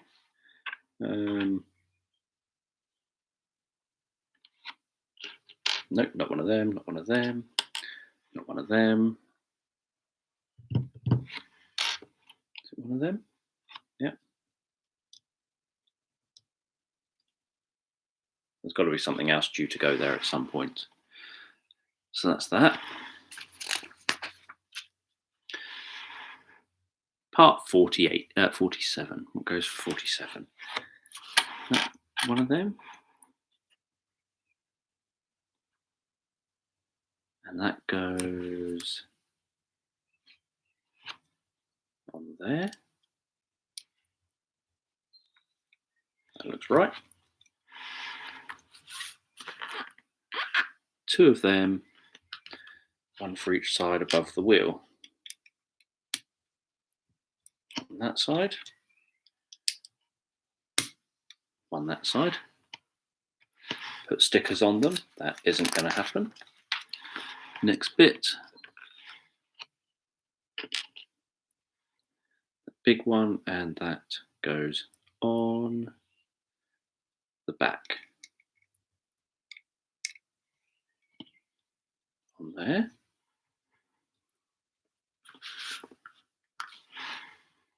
Another little one, and another little one.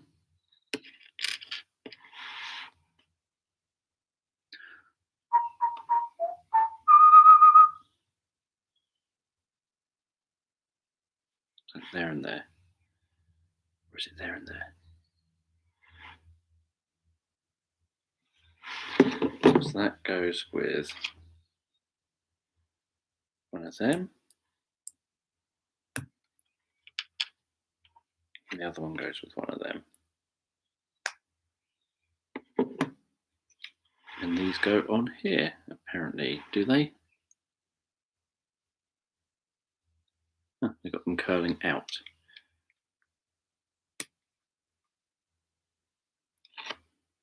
Very well.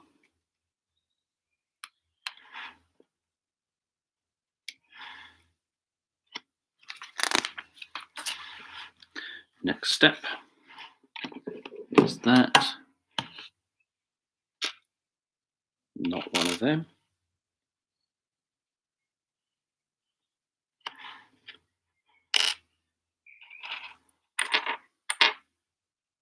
One of them. So that has that going there, and one of these little pieces on there, and this jumps on the back here. Is that right?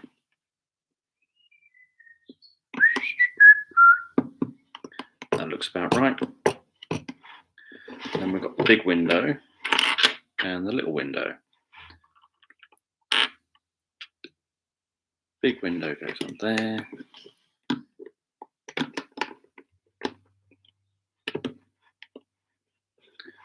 The little window goes where? In the middle at the back. Little window goes on there. Definitely looking more car-like now.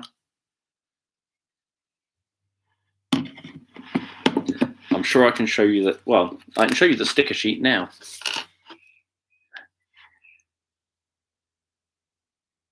There's the fiddly little stickers.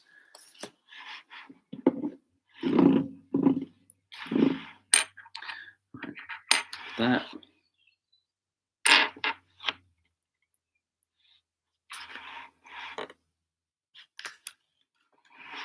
And is that one of these little ones? Yeah. These ones on the end. One there. One there.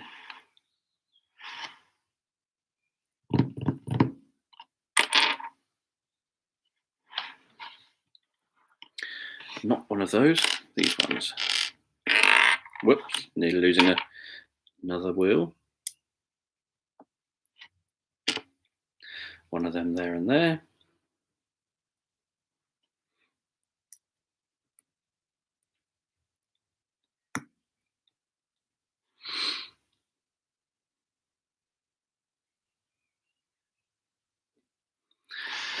And then, which ones are those?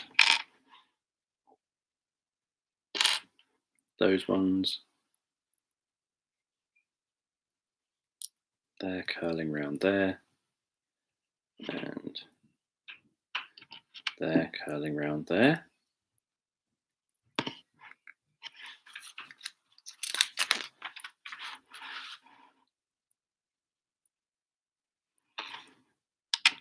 That looks like that. Ah, this is that. That makes sense.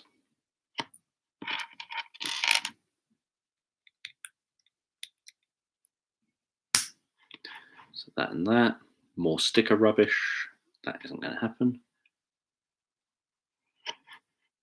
These little triangular things on the sides.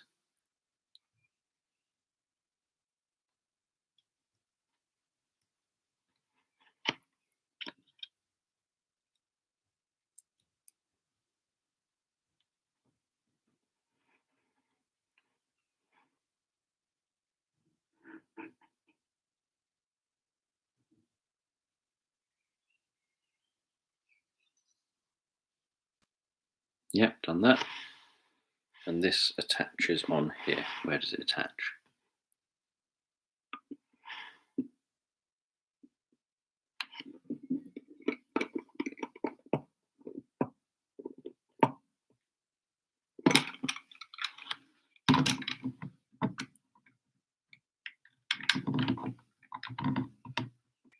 Okay. So, gotta put these on first.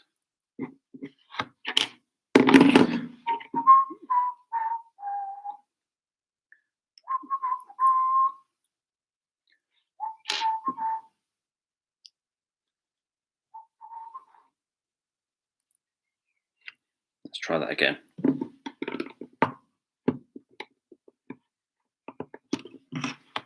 Whose name's Bob?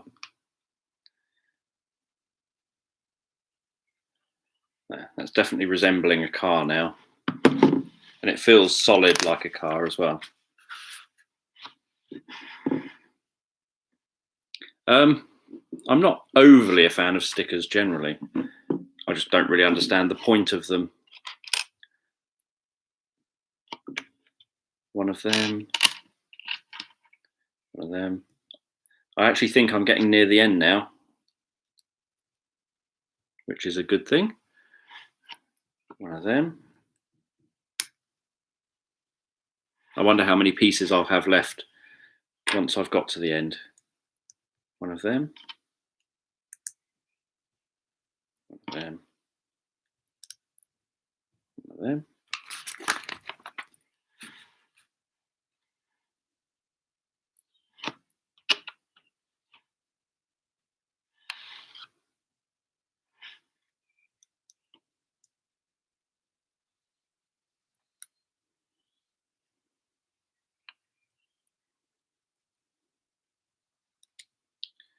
Is that way around?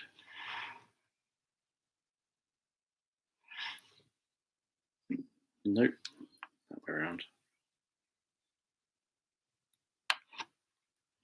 one of them, one of them, and what's that piece? That's one of those with the little hooky bits, like that. Two of those little bits on the sides.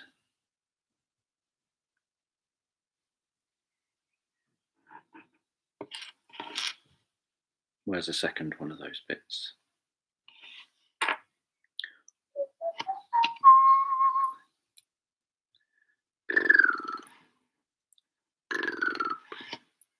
Two of these go on here.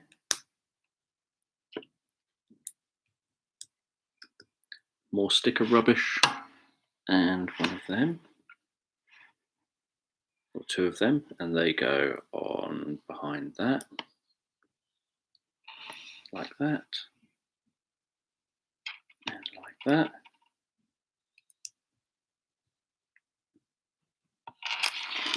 That will all be largely wheel related, I think.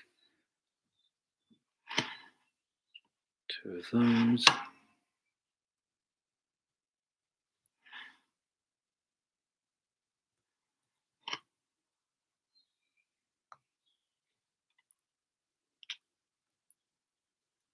Now's when I'm likely to make more mistakes. Now I'm getting near the end, I'm likely to realise I've done something wrong somewhere. That kind of resembles that at the moment. A couple of these weird little paddly bits.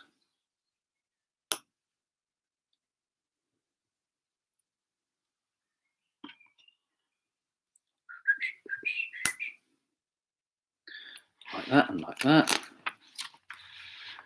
Step 69.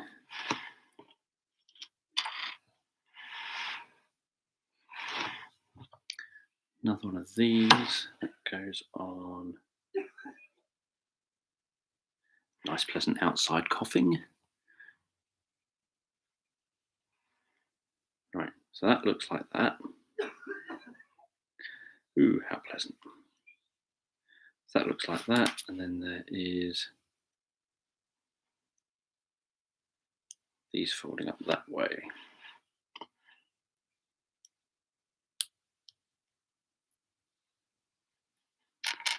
One there, one there. And then these ones go on like that, I think. And like that.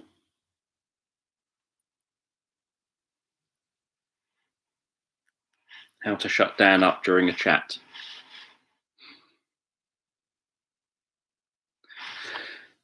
And then this goes on the back here somewhere. Woohoo, it fits in place. And makes more sense now. Get the tyres, get the inside bit, force them together. One. Tyre the inside bit, force them together.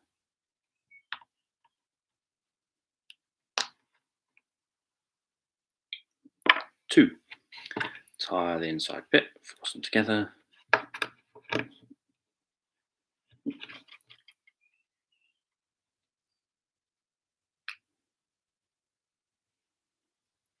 Yep, the tiresome tyres. Tyre the inside bit, force them together. I used to like a train set, Lego train set I had when I was a kid. That's 4 tyres. These go in here. 1, 2, 3,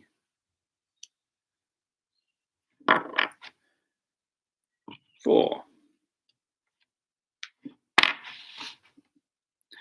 Then I open my final little packet.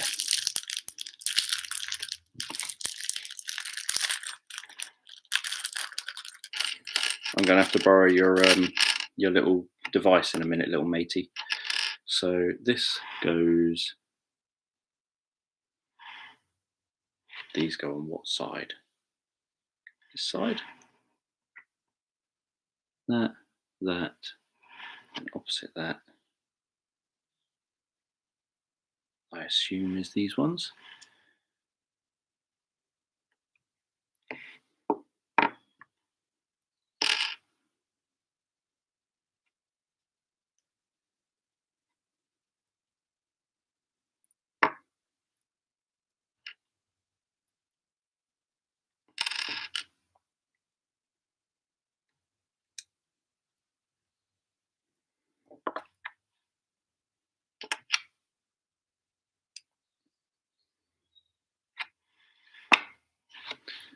Right, next step. You're telling me to lift that up again. I only just put that down. Oh, you're telling me to lift it up to the man inside.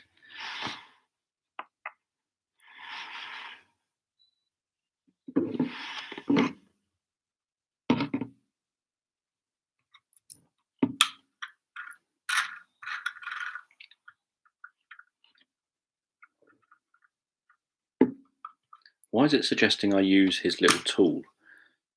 Doesn't look like I need his tool. I seem to be doing okay. I think that's the car. There. And then I will put the rubbish in the box, in a bag.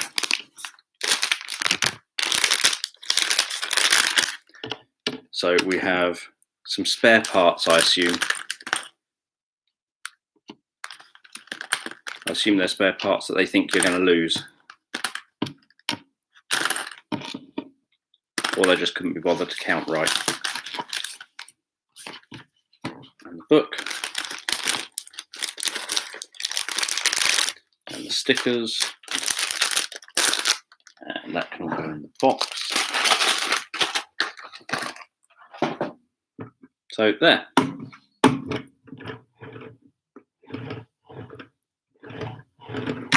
Whoops. Running over the man with his own car. Put that piece in there as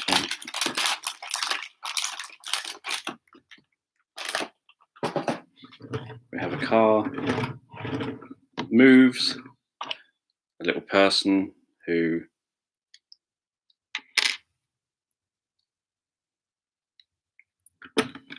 can sit in the car,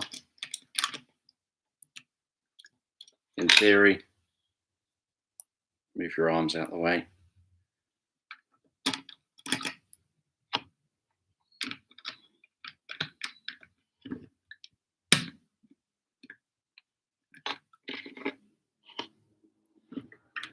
Now, where do you store your tools? There's no tool storage space.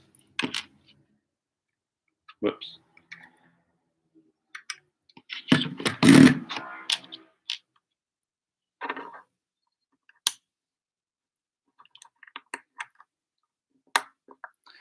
There's some tool storage space. So he's in his car. It's all done. It did take me, what was it, 50 minutes in, 55 minutes in or something. So it did take me a while.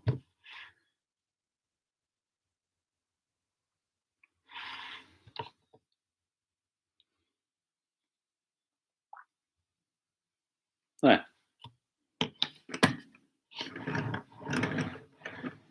And it runs smooth. And yeah, you got your fan.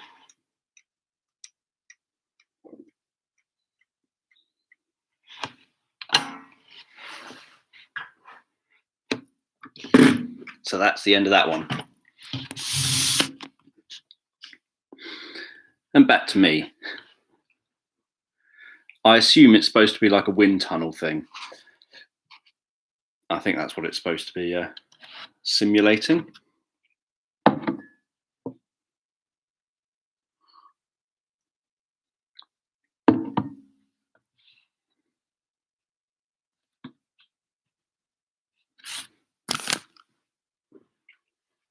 So you've had to endure an hour of watching someone put Lego together, or an hour and a bit. Probably like being a parent all over again, or for the first time, if it's the first time. Yeah, it doesn't have a boot. There's no room for a boot. The only boots in the car are on the Lego man's feet. It is a UK built car, I think. McLaren Senna.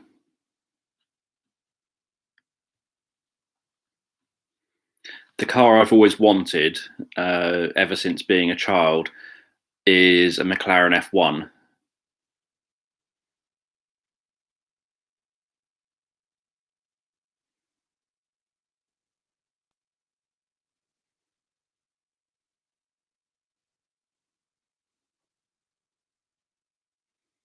Yeah, you have a road crew. I'm just trying to see if I can move this closer to me.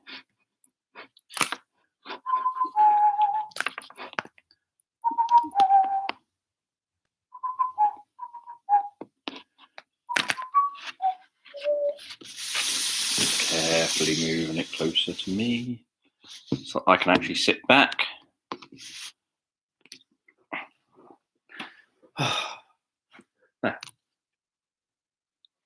Yeah, so the McLaren F1 is, now I feel miles away. I'm not sitting in my usual seat. Yeah, the McLaren F1 was the first kind of McLaren road car. And at the time, it was the fastest road car in the world at, I think, 237 miles an hour or something. I did play with, well, I did use Kinects occasionally, not often. And my reason for liking the F1, it has the driver's seat in the dead center of the car, and then two passenger seats behind you off to the sides, so that you've got a wide view. But my thinking was that essentially you can say it's a car for one person, no passengers. I don't want any company, please. Although if you're rich enough to have afforded one, you're probably rich enough to not have people around you.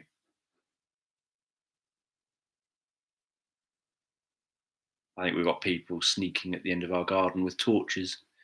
Yeah, so the idea was that, a bit like with an F1 racing car, you have the best viewing angle if you're right in the center of the car. So they had a really wide windscreen, and then you plonk the driver right in the middle. But I felt that it reminded me of Kit from Knight Rider, so that's kind of why I liked it.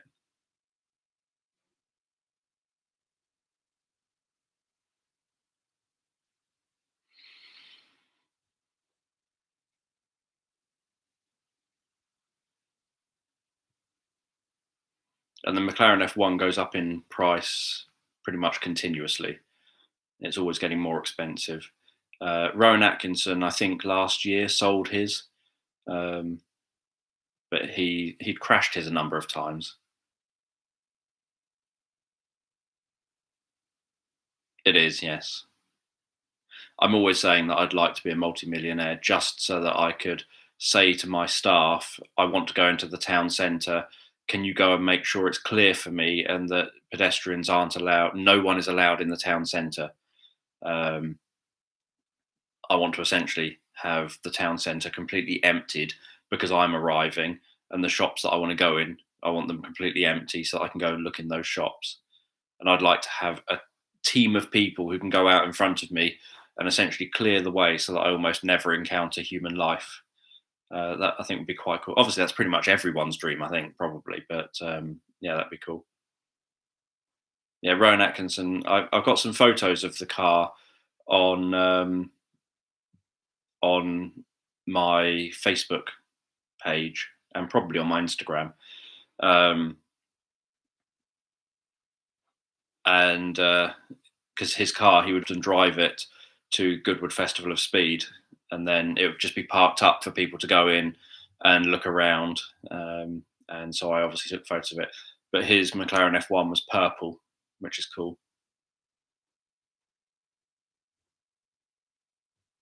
Yeah, a deserted town would be good. Thing is, you want the businesses to still run and to still make a living.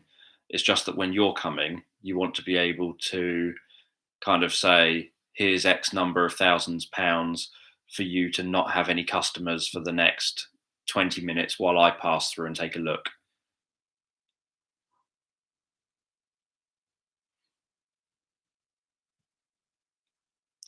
Don't know. I'm not really very good at thinking about money. I just think if you've got the money, you've got the money.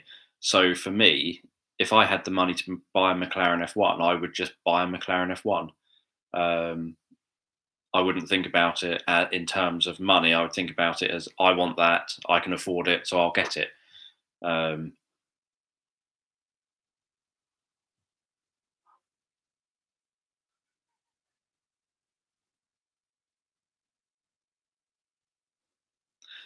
well, I think it's the people who drive them that choose the colours, because the purple one that Rowan Atkinson has or had is a really cool colour. I really like the purple one. The I like black and I like silver, but obviously you're paying so much money that you essentially just say, I want it to be in this colour, and they're going to do it for you. But yeah, lime green would be a bit of a weird colour.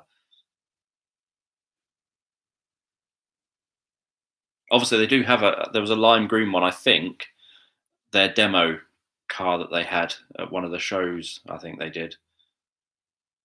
And likewise, they did a really bright orange one as well at one of their shows, or at one of the sort of cars that they showed off at Goodwood.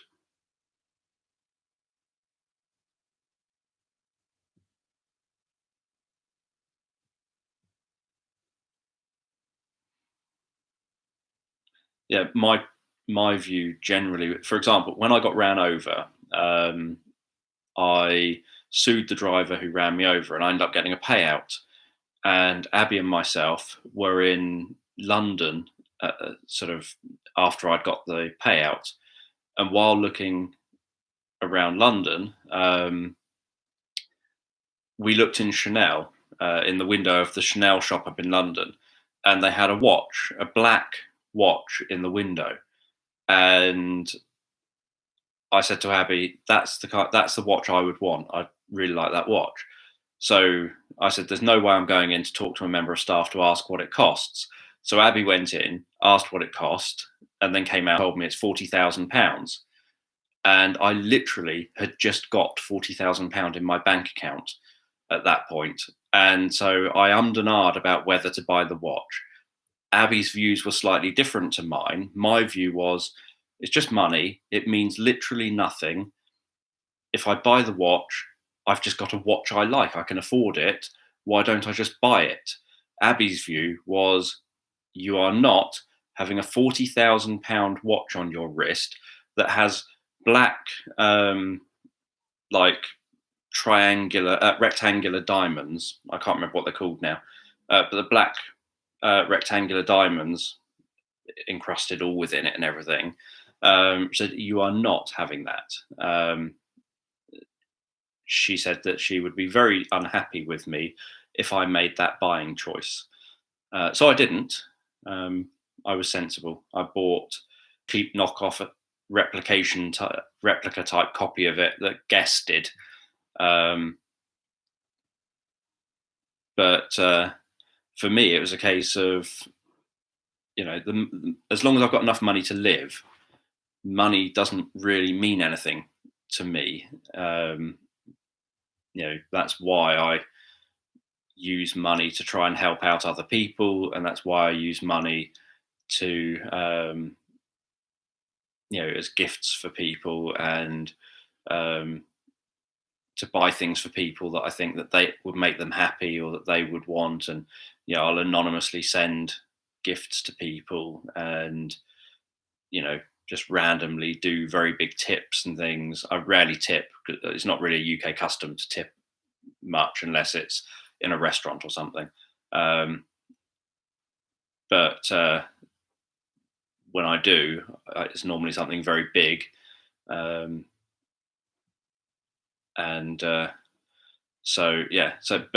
to me, money is really, as long as you've got enough to live and you've got something you can cover all your taxes when you're self-employed, for example.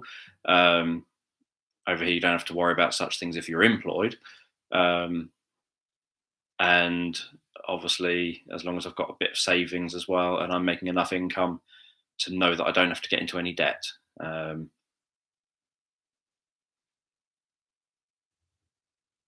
I've always felt responsible for sort of my own finances. I've been in serious debt in the past, because it's all too easy to get into debt.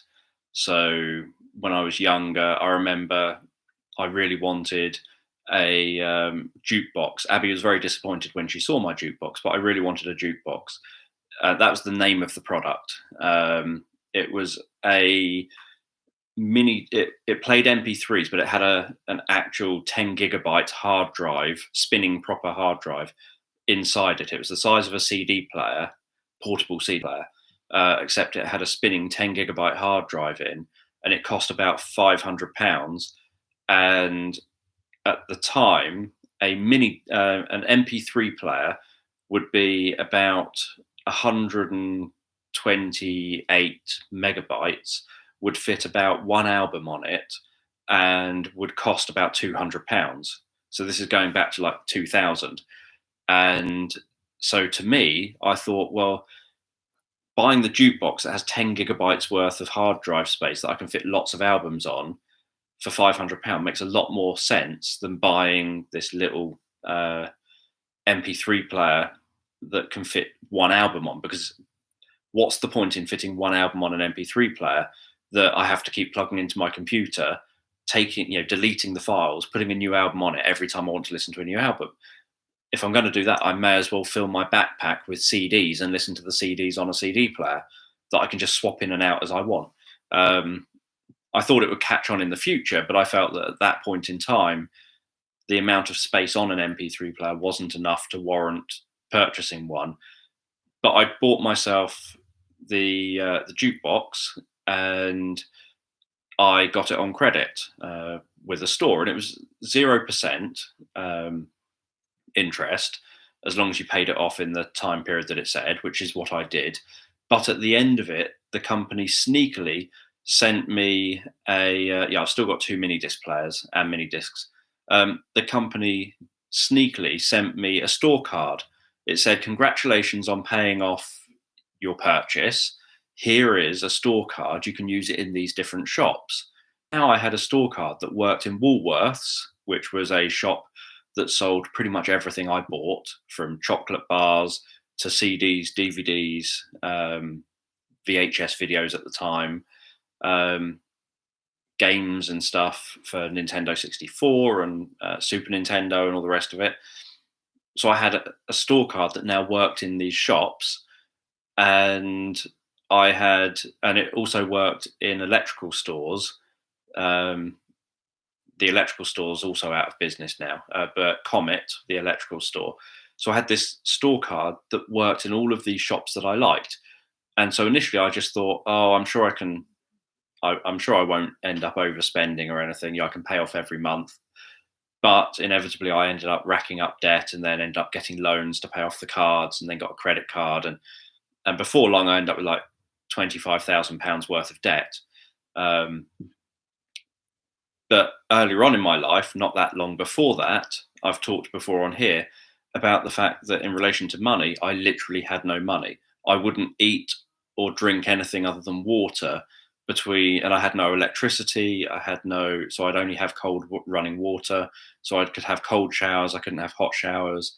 I had no light. So I didn't have any light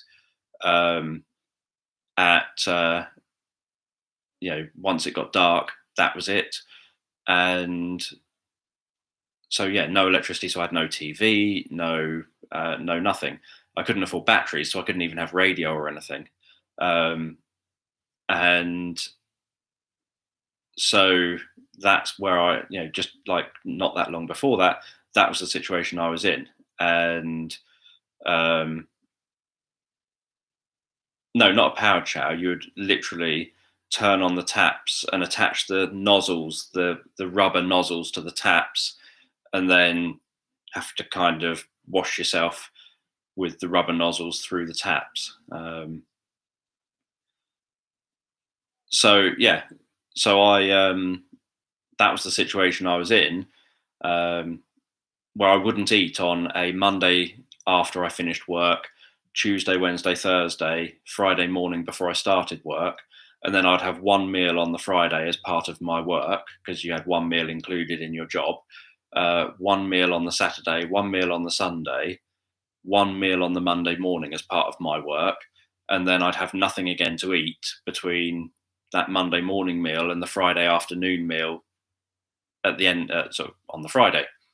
And I just did that. That was my life. Was you know, in the winter there'd be ice on the inside of the windows because it'd be so cold. It would be pitch black when I'd wake up for work on the days that I had work.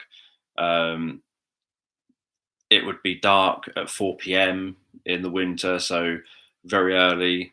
It would be dark. I'd have no light, so I would just be sat in the dark until I fall asleep, and then I would wake up whenever I wake up. And if it's dark, I would sit in the dark until it got light enough to do anything, like read or whatever. So that's kind of what life was like for like my late teens. 16, 17, 18, 19. And then at 19, I ended up with a girlfriend, and she said, "You are not living like this." And she moved in with me, and we now had two wages. And so we could just about afford the outgoings. And then when I ended up with myself and her splitting up, I ended up back with the same landlord. But I was making a bit more money by then.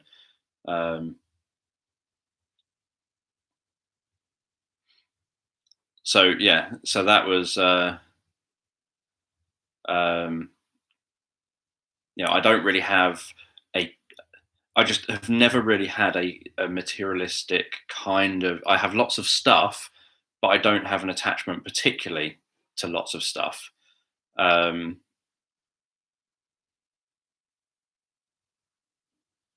um, well, when we split up, I checked with her that she's 100% certain that she wants us to split up. She said yes. I said okay then, and I walked away. Um, and that was kind of the end of it. So um, it wasn't really an issue. I then went and moved in on my own, and my best friend was very pushy. I was happy living in my one room that I'd moved into and not seeing anyone, and just keeping myself to myself, going to work, going back to my one room. But my best friend said, "Nope, I'm dragging you out. I'm going to make you meet people. I'm going to make you socialize. It's what you need." I kept saying, "I don't need that." He kept saying, "Everyone needs it. You're getting out and doing it." I still maintain that I didn't need it. But had he not done that, obviously I wouldn't have met Abby. So it's a good thing that he did force me to go out, because Abby and myself have been together for 19 years this year. And so that's 19 years I wouldn't have been with Abby if Graham hadn't forced me to go out and meet people. And so even though it was only a very, very, very small window of my life where I actually went out and met people, in that small window, one of those people was Abby. So yeah, so it's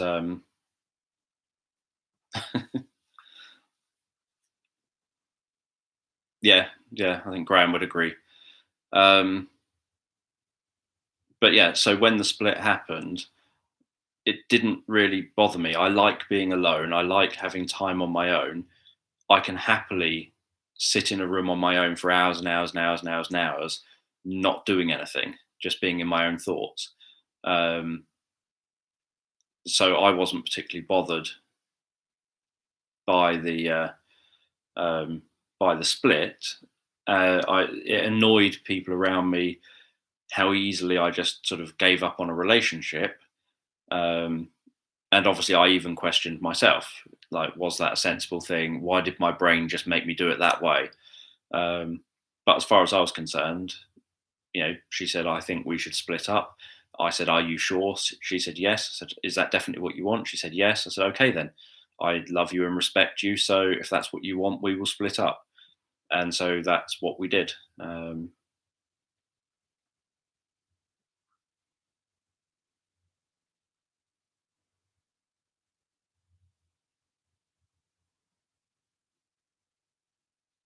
Yes, in that flat, it was sash windows, really old, really bad to heat, storage heaters. So even when I did have heating, there'd be storage heaters, and yeah, so it would just always be cold. But then I've never been too bothered by the cold particularly.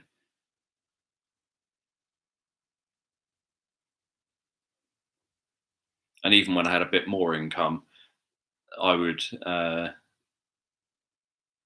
just end up eating something like cold baked beans or something out of a can. Um, Sometimes I'd buy a bit of electric and then have um, pasta and baked beans. Maybe buy some cheese and then have pasta, baked beans, and cheese.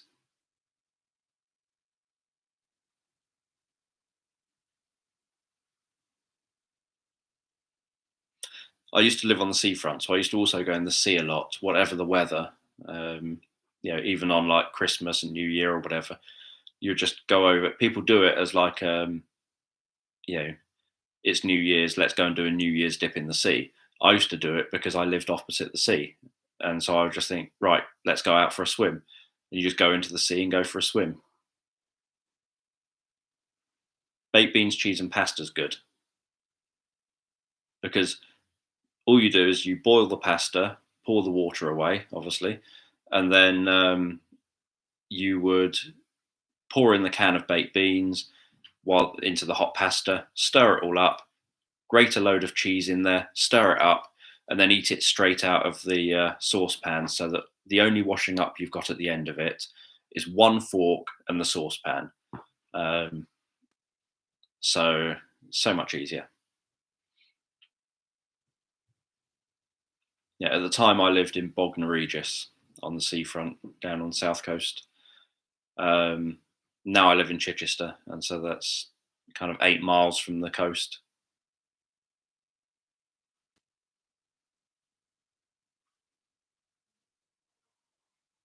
Or I get like a so even nowadays, I much prefer these type of food. Yes, I did.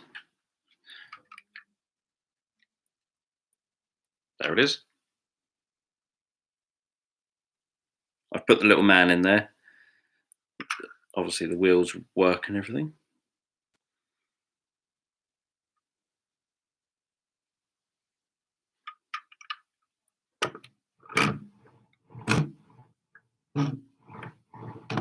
What's catching? Um, so yeah, so even nowadays, I much prefer. I like sloppy food, and I much prefer just. Don't know. It's probably going to be Bob or something. I much prefer just making something sloppy that's really easy and chucking it into a saucepan. I don't think we've got nightingales, um, so they're not a common thing. But then we've been noticing uncommon birds around here lately, while there's not a lot of people around, which is good. But yeah, so I'll do things like pasta, and you can buy pilchards in tomato sauce. And so I'll just buy like a tin of pilchards in tomato sauce, empty the tin into the cooked pasta, stir it all together, grate in loads of cheese, mix it all up, and you get a stringy, sloppy, fishy mess, which is quite good. Obviously, if you own cats, I'm sure the cats might pick at some of the bits out of it. Yes, I don't know if they're in the centre of Chichester though.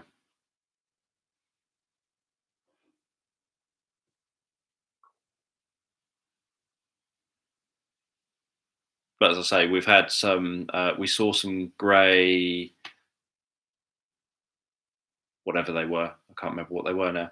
We saw some birds that are quite rare, and we've never seen them around here before. The other day,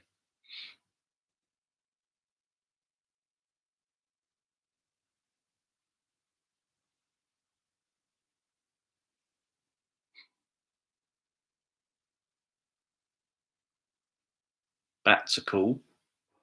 I remember as a kid rescuing a bat from a toilet block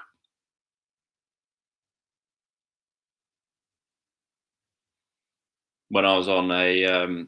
It was when I was on the murder mystery. I've told you all before the story of being on the murder mystery weekend when I was a kid and getting impatient and using hypnosis to work out who the murderer was.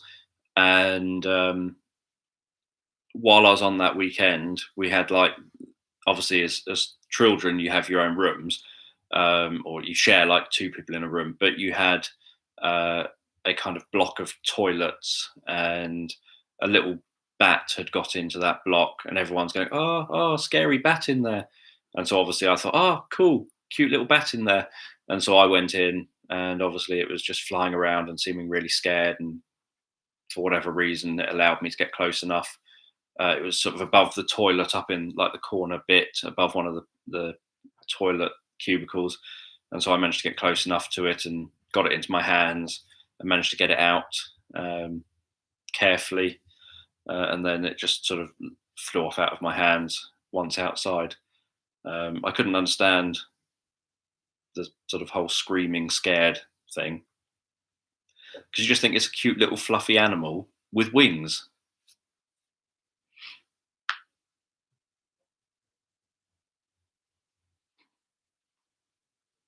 So you walked out of your room and found one just hanging there, going, "How you doing? Just hanging around here."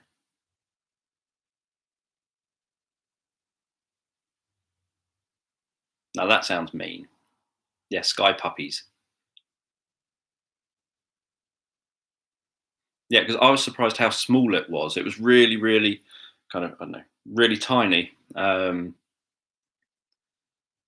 I naturally, I think, because when I'd ever watched documentaries about, yeah, I love Batfink, because whenever I'd watch documentaries about bats, it was always things like fruit bats and um, sort of big bats. It wasn't really small little British bats.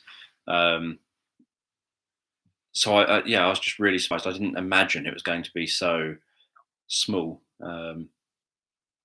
Yeah, like a little mouse with wings. Oddly, I've had mice come up to me as well. I think I might have shared it on my Facebook page, my personal Facebook page. Um, a little photo of a little tiny little mouse near my shoe where I was out walking, and it just wandered up to me and let me take a photo of it. Yeah, some dragonflies, I get surprised at the size of them. What irritates me is I can never seem to get my camera on them quick enough. They hover, I get my camera onto them, and then they dart off.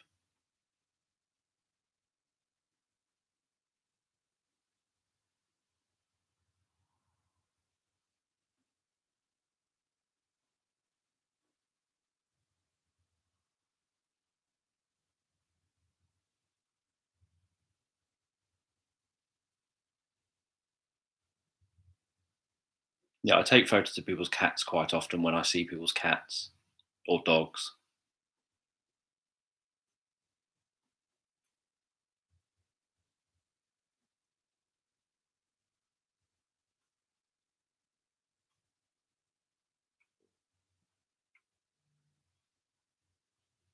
I'm sure the bat was probably even more scared.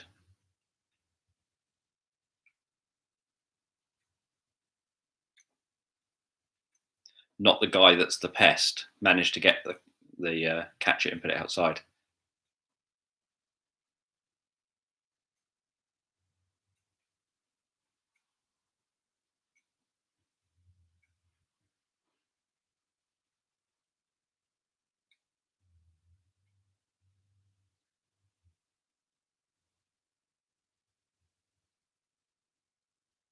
I'm currently in the living room where the neighbours upstairs just play really loud music or play their TV really loud, and they have their bass on their surround sound system on really loud. And whenever you go up and complain, they say, "Noise? What noise? We don't hear anything. We're not making any noise. We're just sitting quietly doing nothing." And once I was up there complaining, saying, um, "There's a lot of noise. We can literally hear it throughout the whole of our flat. It's that loud." And uh, while I was stood at the door talking to the guy, while he was telling me they're literally sitting quietly in peace and quiet, do it. Yeah, he was almost trying to portray this idea that they were just sitting meditating virtually. And then you could hear like the rumble of his TV and some kind of I don't know, probably playing Call of Duty or something. And he said, "Oh, that noise. Yes, that noise. Not so. Yeah, don't know what you're thinking of." So yeah, but you just complain, and then he says, "Oh, we'll turn it down," and then nothing changes, and then you think, how many times can you keep going up and complaining?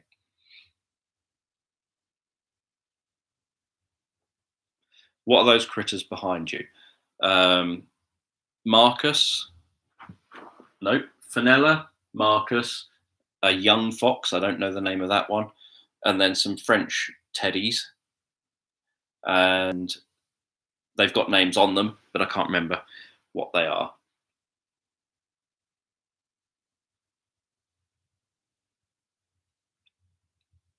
Yeah, he didn't even turn off the sound. He was denying it while it was there.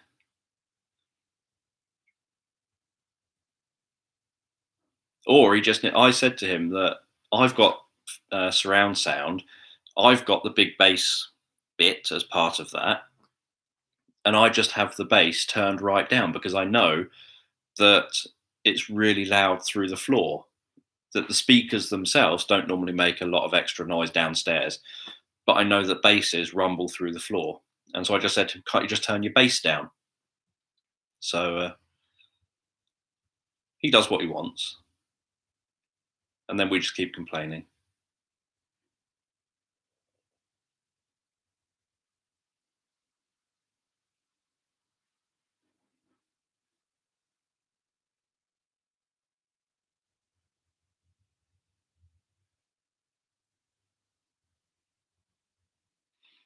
Knowing us, we would go through the ceiling,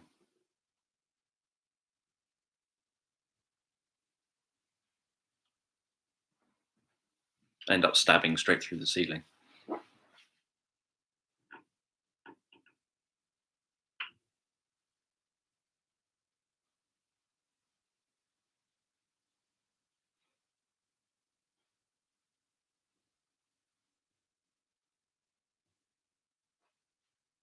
Yeah, I used to work obviously for the local authority where we would do a lot of that, dealing with making sure people were reported and stuff.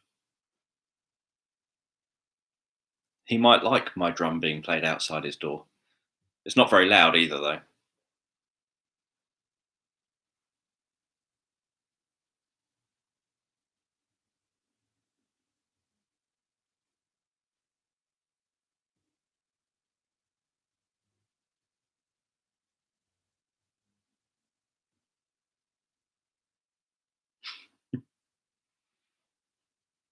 Yes, I generally don't sing in front of people, so I'm not going to sing in front of someone I am trying to annoy.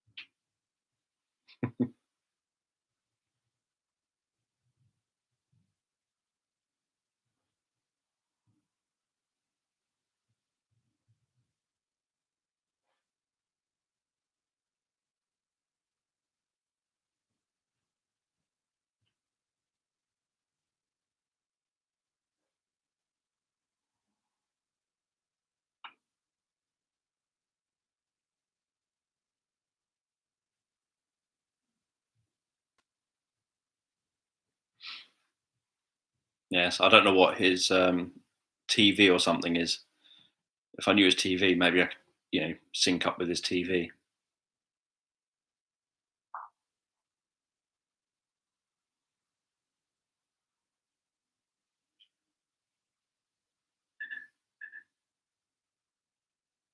Whereas I remember being on holiday with the Scouts, and instead of connecting, obviously there was no Bluetooth or anything.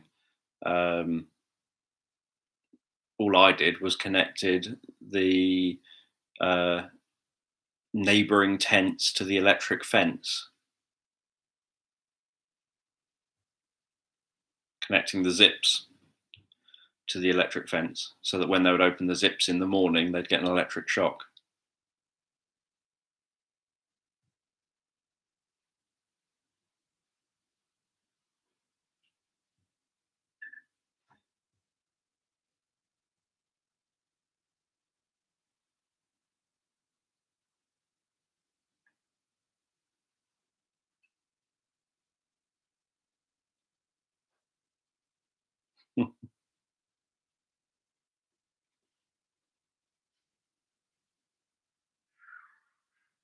Oh, sounds like the foxes are out.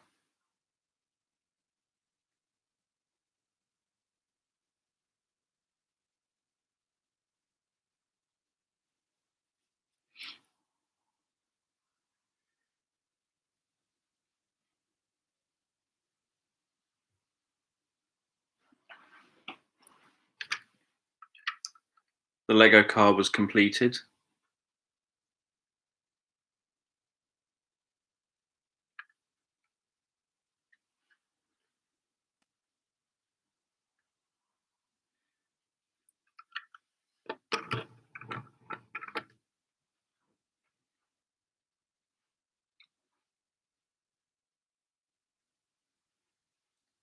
I think it took probably about an hour and 10 minutes or something, so a bit slow. A 7-year-old would have done it significantly faster.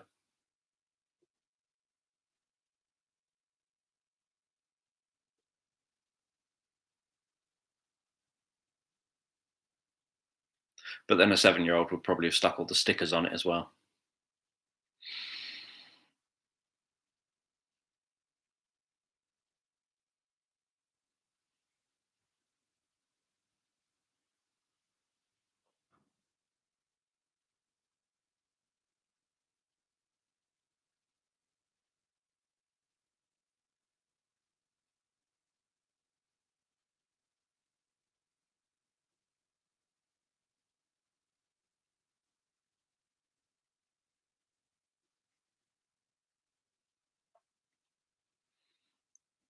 I'm just wondering if there's anything to see in here. There's not a lot to see in my lounge.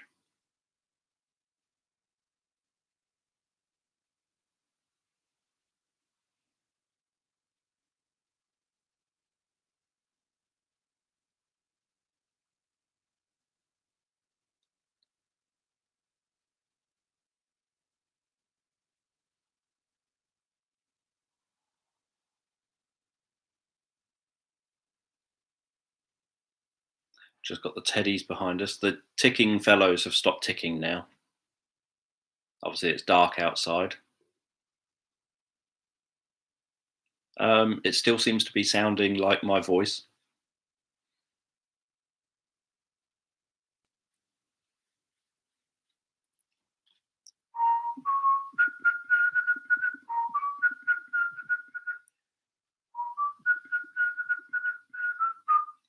Thank you for joining in and joining us here during this time, and for watching me essentially just put Lego together.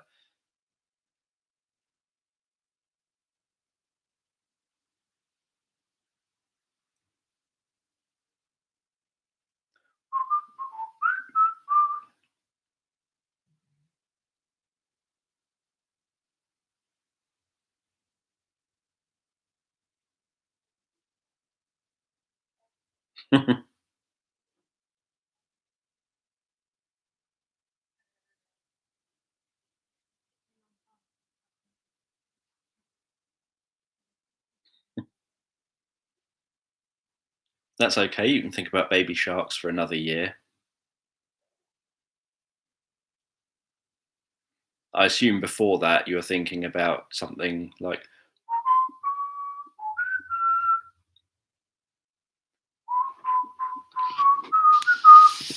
Yes. So a quick look around my room, because you haven't seen my lounge. I don't think so.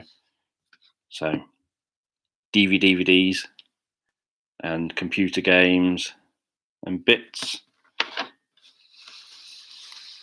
Doop, doop, doop. TV.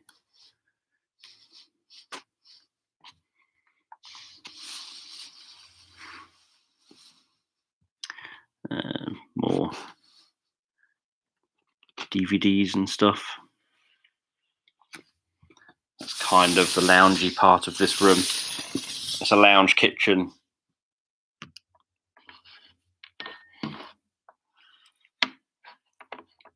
All open plan. We don't like open plan.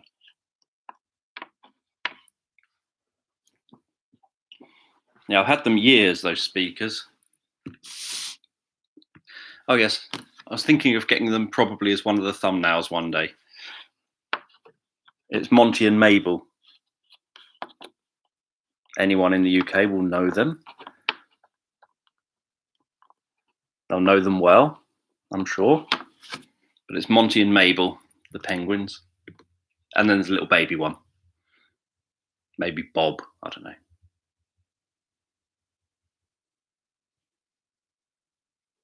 Yes, it'd be quite nice to get out and do some more walking type videos.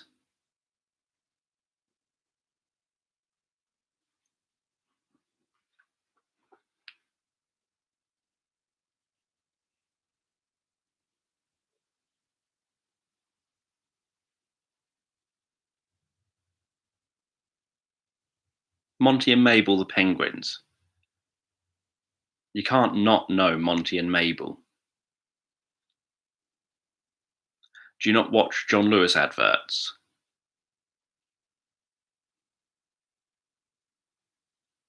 Monty the penguin was a John Lewis penguin and Mabel was his girlfriend.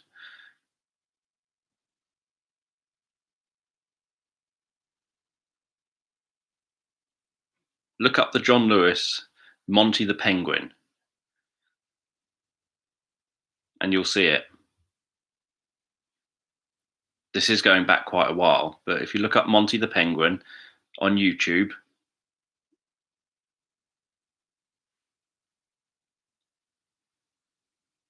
yeah, I wouldn't expect someone outside the UK to know, but in the UK, the John Lewis ads are quite big things that people look forward to.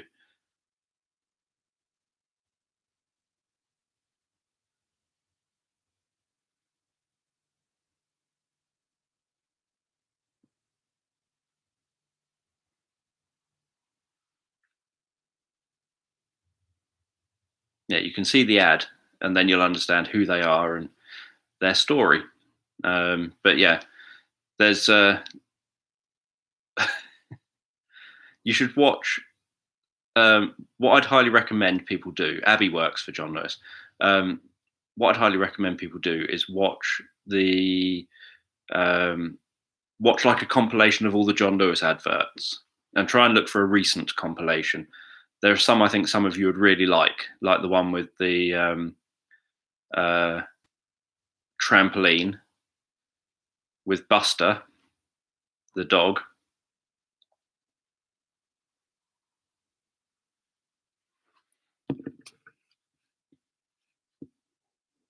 Okay, why is my ticking? It's literally pitch black outside, and some of the little solar powered ticking fellows on the windowsill have just started ticking.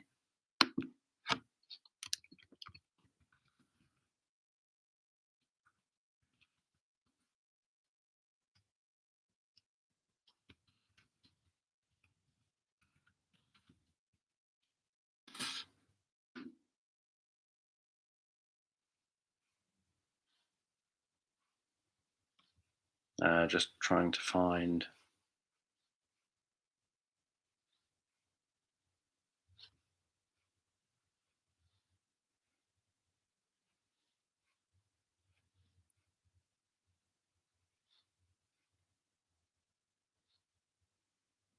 Yes, there's little Monty. Just trying to find. That one might do it. And then let's stop that. Go to share, copy,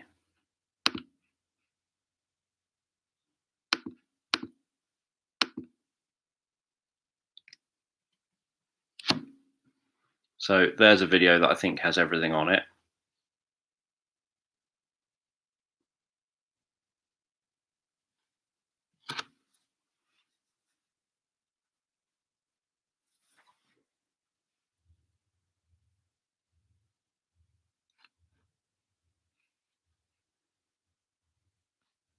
And then I can quiz you all on the, gives me something to do tomorrow. I can ask you all about them. See what ones you liked or disliked.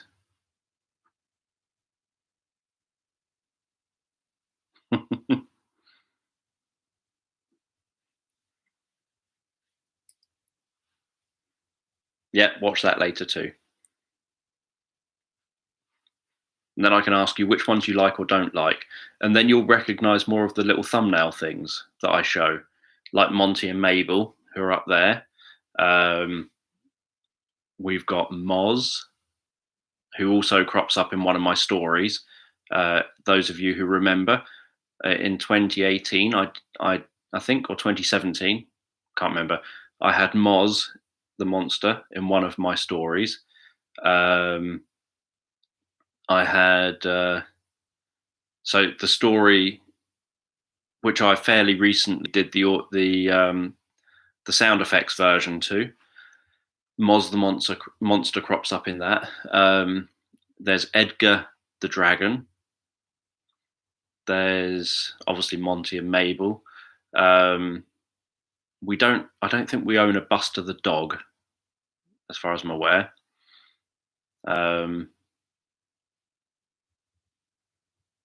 Yeah, I liked. I think I like that. I think if that's the ad I'm thinking of, then I like the way it was done.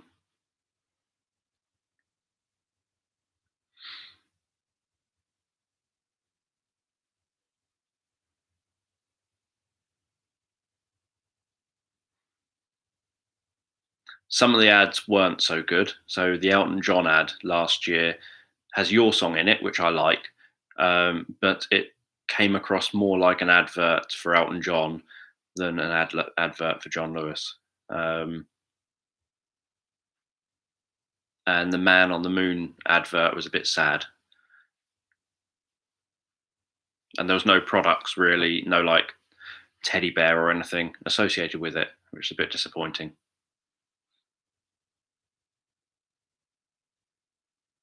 The snowman was good.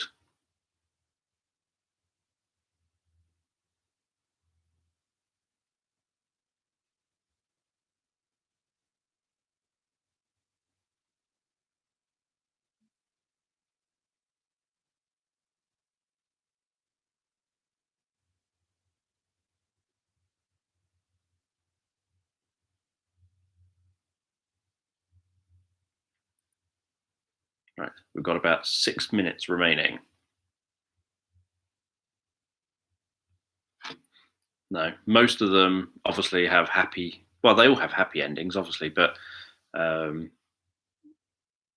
some of them have sadder sentiments at points in them.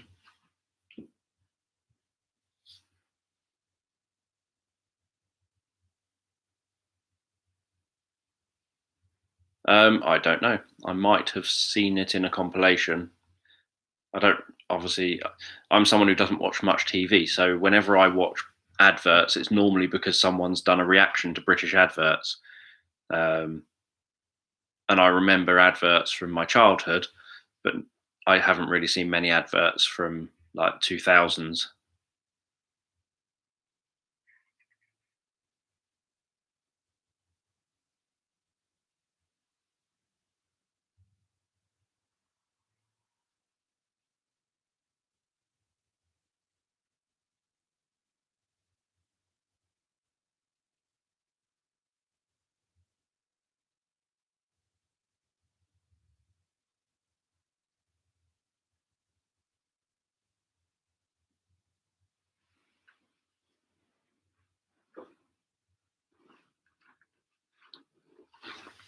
I was just noticing in front of me, I've got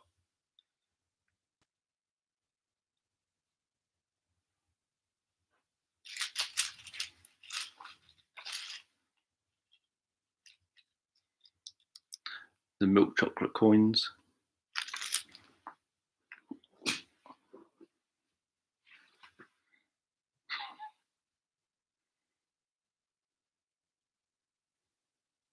Yeah, add things to my need to watch list.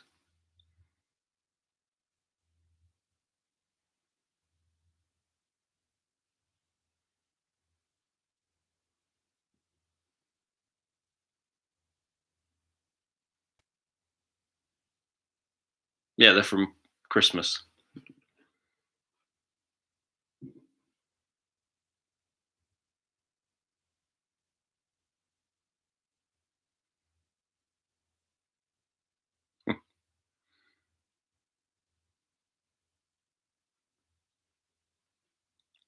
I've got a tin over there of naked bars.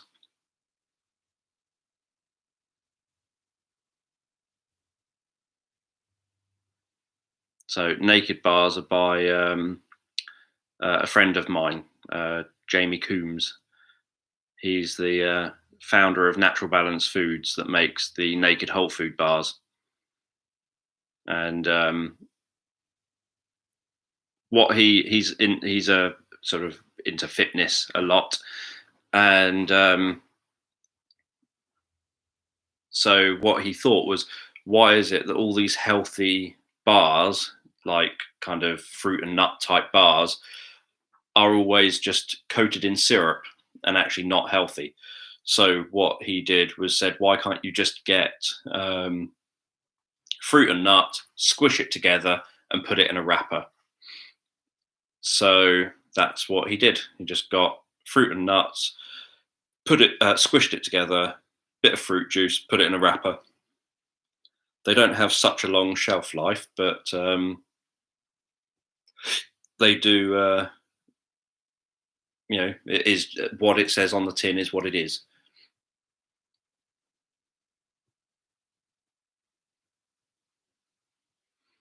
And from time to time, he'll just send me big boxes full of like hundreds of the things.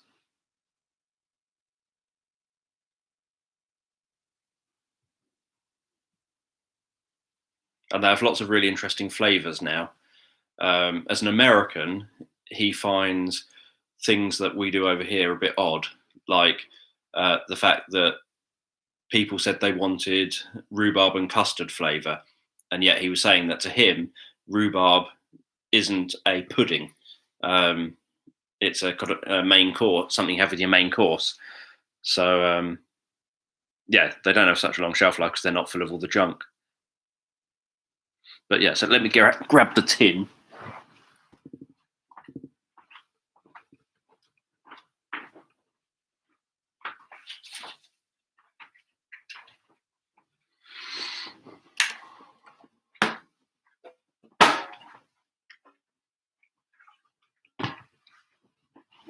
Yeah, so I've got a biscuit tin. Just smells of naked bars. So you got things like cocoa orange,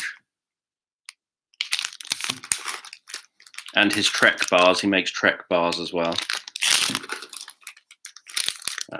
Protein flapjacks, banoffee pie, coconut,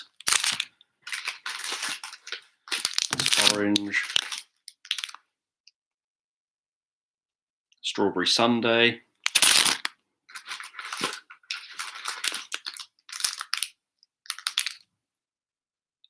cocoa delight, different flavour, Trek bar, another different flavour Trek bar. Just seeing if I've got any other flavours. Carrot cake. That's strawberry sundae again. Carrot cake, cocoa delight. So yeah.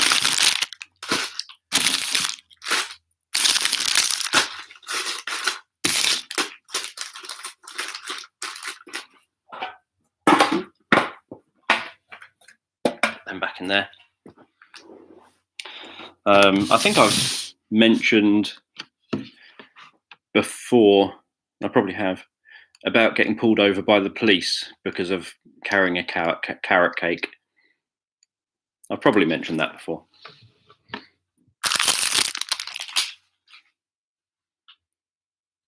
These are quite current.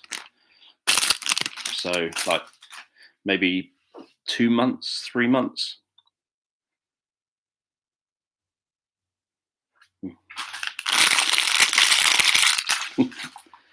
um, nope. Well, a long time ago in a galaxy far, far away, Bognor Regis, I was walking home from my dad's. I moved into Bognor. I was living on the seafront. Dad lived, I don't know, about 3 miles away. And at, I don't know, it's probably about 2 or 3 in the morning. I was walking home from Dad's after visiting Dad after work, and he gave me some carrot cake he'd made. He was a chef, as I've mentioned before. So he'd made me some carrot cake. I was walking along the seafront with the carrot cake in a plastic bag. The police pulled me over, came over to me and sort of took me aside and what have you, and felt that I had a brick or something in this bag and was going to smash the car windows on the seafront, because there's cars that park along the seafront, and they thought I was one of the people who was going to be smashing the car windows. So they had to sort of pull me over, take me aside, obviously do a proper search, make sure I didn't have any weapons or whatever, and then check the bag to see if there was anything dangerous in the bag. And obviously, it's literally a carrot cake. I did try telling them it's a carrot cake, but they didn't believe me until they did a proper full search. I thought, you literally have just pulled me over because it's like 3 a.m. and I'm carrying carrot cake home. When I worked in children's homes, I got the police came and stopped me when I was walking home at about 3 a.m. But then I just said, I've just left work. I work in this children's home. And they instantly just said, oh, go home then. That's fine. Because obviously everyone knew of you when you work in children's homes.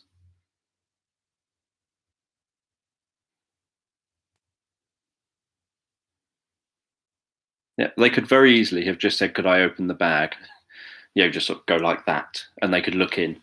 But obviously, because they had made the assumption that I was like an 18-year-old or whatever, carrying probably a brick in the bag with the intention of smashing windows, that they had to pull me over, to the police car and do a proper search of me and make sure my hands are on the car and all the rest of it.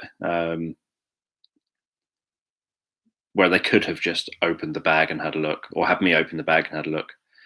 They obviously didn't trust me.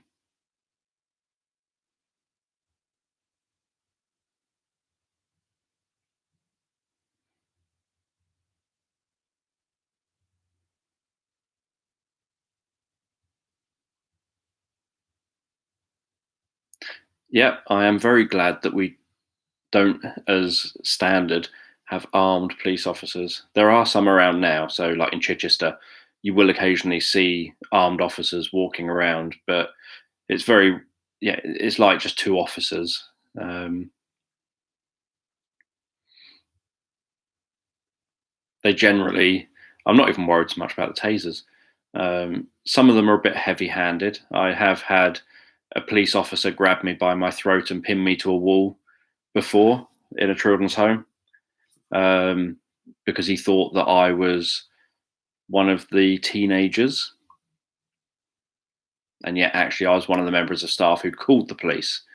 So I'd answered he rung the doorbell when he arrived at the home. I answered the door. He instantly grabbed me by my throat, threw me through into one of the kids' rooms, which was he knew what the layout of the home was. And the first kids' room was near the front door. So he threw me in there, slammed the door behind us, pinned me to the wall by my throat. And so I obviously got the work keys out my pocket and said, do you want me to show you up to the office now? And he then let go of me and went very quiet, and we went up to the office. And I was obviously very annoyed because he was prepared to do that, assuming I was one of the teenagers. So if I was one of the teenagers, he would have still done that, but to one of the teenagers. So I've had, there was when one of the teenage girls was, a guy turned up with a gun and forced this girl into his car at gunpoint, and obviously I witnessed it, and so did a couple of other staff, and we obviously then took things further and what have you, and he got arrested, and I was then forced to have to testify against him, which I was happy to testify against him because that's kind of what you do, but I didn't want to reveal my home address, and I was told you've got absolutely no choice. You've got to reveal your home address. So, and I kept on refusing and said, I'm happy to testify, but I don't want to. He already knows where I work. So do all of his friends. I don't want to testify and reveal his home address, my home address, when I have a girlfriend who I live with, and it could put her at risk. And they said, if you don't, you get locked up in a prison cell until you do. You'll be in contempt of court. You get locked up until you do, or whatever it is. And so I ended up being forced to have to take the stand and have to reveal my home address to him with all of his friends in the courtroom. And he got obviously arrested, but for months after that, we had all his friends outside my flat when I was working, harassing the person I was going out with at the time. Because they knew I was at work, and they knew that there was nothing I could do about it because I was at work, and they knew that. And so that really annoyed me. But yeah, I didn't end up reporting the police officer, mainly because it was 3 a.m. and I obviously made it very clear that if anything happened again, I know what he's done, and obviously he would have to come back to the home many times because it was a children's home.